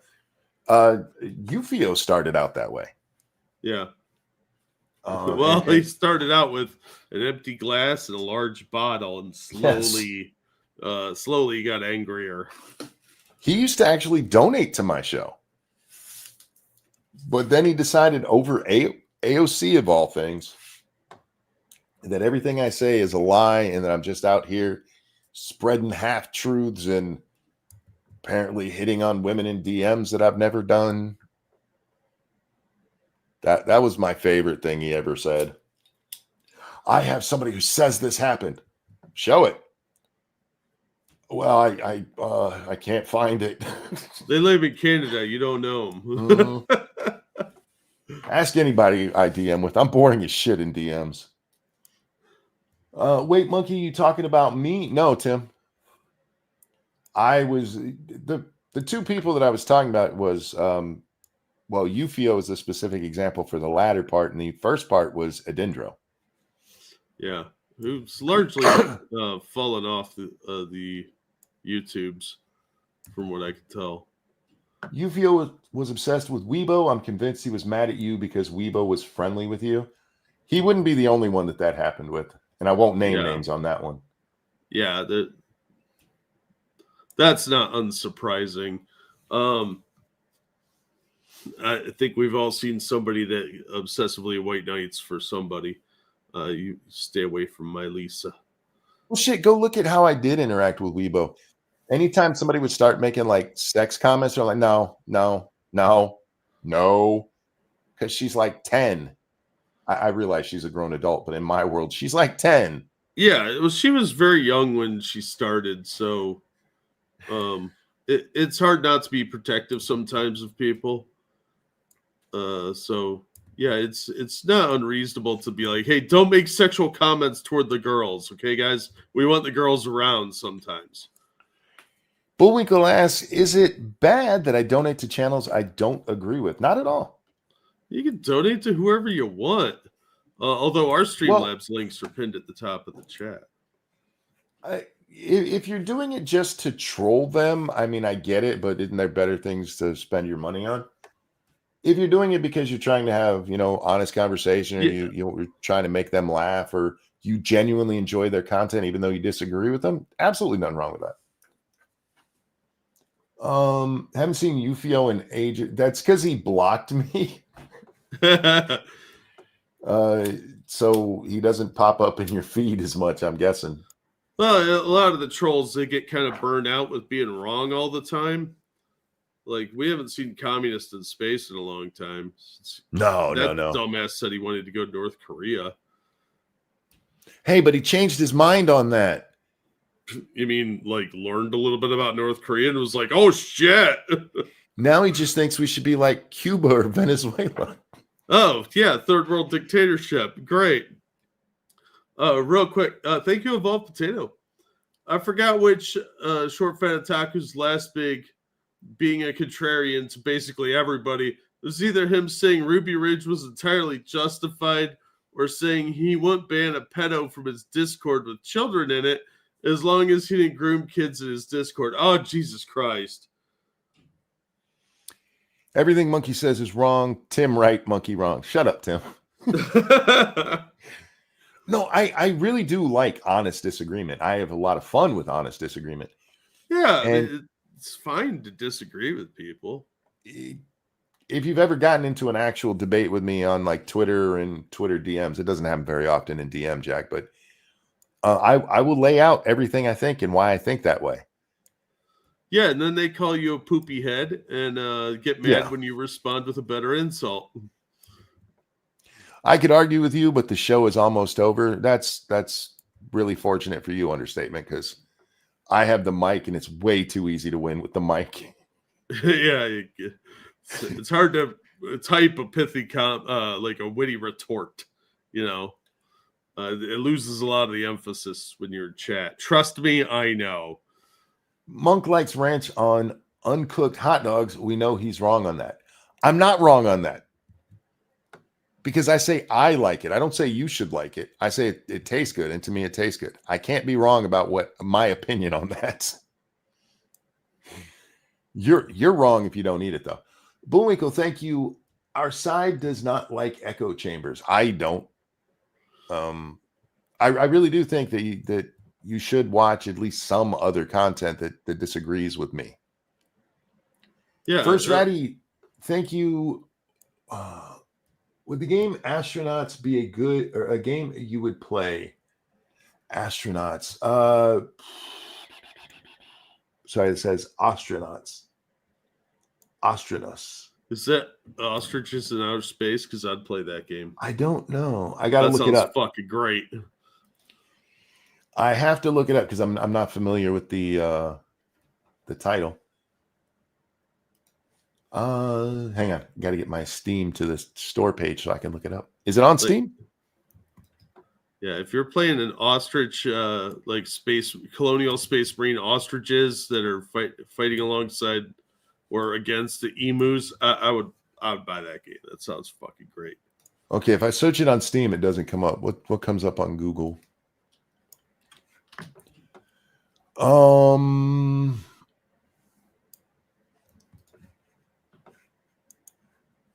What is this? Why it tells me it's on Steam if I go to Google, but on Steam it didn't come up. Okay, let's go to the Steam page. What the fuck?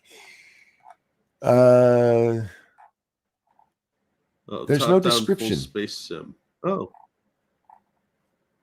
I do love Well, Space you- Sims. yeah. Well, it's outer space. Outer space is cool. Well, it depends on how they do it. I would have to look deeper into this because there's no description of the game given on that page that I found. But just first glance, I'm not opposed to it, if that makes any sense with how I said it. The idea looks solid, but with games like that, so often it depends on how it's carried out. Monk's food preferences are questionable. That is a fair statement. I've said that about my food choices many times. I dip my hot dogs in mustard. Try ranch dressing. It's much better. Hidden Valley. Don't use that shitty Kraft stuff. Monk dips his hot dogs in ranch. I absolutely do, and it's wonderful. Ugh. You can't make me feel bad about things I like, because if I didn't No, like them, I wouldn't like them. Yeah, I would. You do it not to convince the person that likes it, but to shed reality for everybody else. You can shame me taste for it. buds are broken. So you can shame me for it if you want, but it's not going to work on me. You're too busy enjoying your food. Yeah. I was a kid that I've told you before that when we'd go to the self-esteem ones, I'm like, duh. But we would do the peer pressure stuff, and they're like, you don't have to give in to peer pressure. And I'm like, I know. I didn't need told that. Ain't nobody got time for that shit. I've never done anything because the crowd was like, you should do this. It's like, I don't want to do that, so I'm not gonna. I mean, I didn't listen when my mom told me to do shit I didn't want to do. You think I'm gonna listen to you? Yeah. Some people like literal rotten fish. That is true. That is true. Yeah. It's like getting gas station sushi. It's a terrible idea, but there's people that do it. Tim says, I miss Pete unless Monkey says it too, and then I'm conflicted. Tim, I love you. Ranch is equal parts sour cream, whole milk, and mayonnaise with a dash of spice and acid. Yeah, you don't need to sell it to him. He already likes it. That's the other thing. You're not going to gross me out with what I eat either, because I don't care what it is if it tastes good. I'm not lying to you. Somebody can feed me a bowl of soup, and if I was like, "Oh, this is the best thing ever," and they went, "That was Phoebe," I'm like, "Shit, we only had one." Well, I mean, they parsed the ranch, but you did mention you eat hot dogs. Yeah, and that's a potpourri of gross. If you think what ranch is nasty, and you skipped over what hot dogs are, you missed the whole boat there. Monk is wrong about Jasmine Crockett's accent. No, I'm not. And you know I'm not. So stop it. How dare you? Which accent? Her real one or the litany of fake ones she uses? Her fake ghetto accent. This is funny. I don't care what you say. I agree. It is. Growing up, I never thought I was weird, Jack. And I recognize that I'm weird. And I don't say weird in like, oh, I'm so cool kind of way. But like, one of the first times I realized I was weird, I was probably 12. I was talking to my foster sister, and I just told her that in my mind, when I left a room, everything that was happening in that room stopped. To me, life was like a television show. And if I wasn't in the scene, it wasn't happening. And she said to me, that's the most conceited thing I've ever heard. And I was like, why is that conceited? I just stopped thinking about the people that were in that room. So clearly they don't exist anymore. Yeah. I haven't developed object permanence. No, I knew they still existed. They just weren't doing anything until they were back in my orbit. Everything stopped you if I just wasn't there. Stop caring. Yeah. Yeah. Well, I mean, to be fair, a lot of times if it doesn't directly affect you, why do you need to think about it? Right. So, And that was my point, is that okay, even once I realized she is right, it is kind of conceited. But kind it of. comes from what you just said. It doesn't affect me, so why am I putting that much thought into it? Like, my wife is in the other room right now and I love her very much, but I'm not like sitting here picturing her sleeping. You know what I mean? Yeah. What is the benefit to me in that? I don't know. Maybe you're into it. I do like watching her sleep, but that's when I'm sitting there and I can actually see her, and maybe the blankets will move and I'll get a panty shot. I mean, that is fair. Yeah. Yeah. I mean, I have reasons for that, and it's totally not creepy. Well, I wouldn't go that far, but as a creepy weirdo, I'm not going to say you're wrong. Monkey just pops both the red and blue pill like Tic Tacs, apparently. Well, they come in a multi-pack. You don't get just one flavor a lot of times. Like I had that. What? My YouTube chat just went out. Oh. That was weird. Yeah, it is weird. Okay. Sorry, keep going. I just caught my attention. Speaking of Tic Tacs, I found one that was strawberries and cream. The strawberry ones were really good. The cream were like, meh. So every now and then you get a like, ooh, that's delicious, and then meh.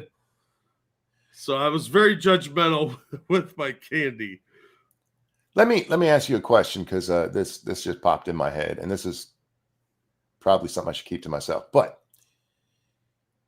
you ever see a woman sleeping and the blankets have moved and you get the panty shot? Like you walk in the room and she's laying there and it's just panty shot, right? Mm-hmm. Do you stop and stare for a second? It depends on the woman. Okay, fair enough. If it's your mom, probably not. But like a woman that you want to see naked.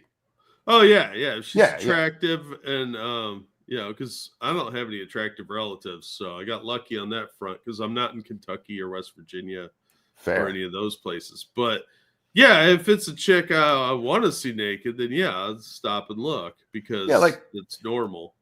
Like for me, my wife goes to bed. We go to bed at different times, so sometimes I walk into the room. It's summertime. I like the best because she gets warm and kicks off the blankies, and there she is in a panty shot. Now, the reason I ask that is because I'm fairly certain most guys are like that. Not all of you. Some of you might be like, "Oh no, panty," but most guys would stop and be like, "I'd like to see what's under that." And it makes me wonder: do you ladies ever walk into a room and a dude is laying there in his tighty whities? And his legs are all spread eagle, and he's just got balls hanging there in his tighty whities. Y'all just stare at the balls and be like, "I'd like to see the wrinkles in that."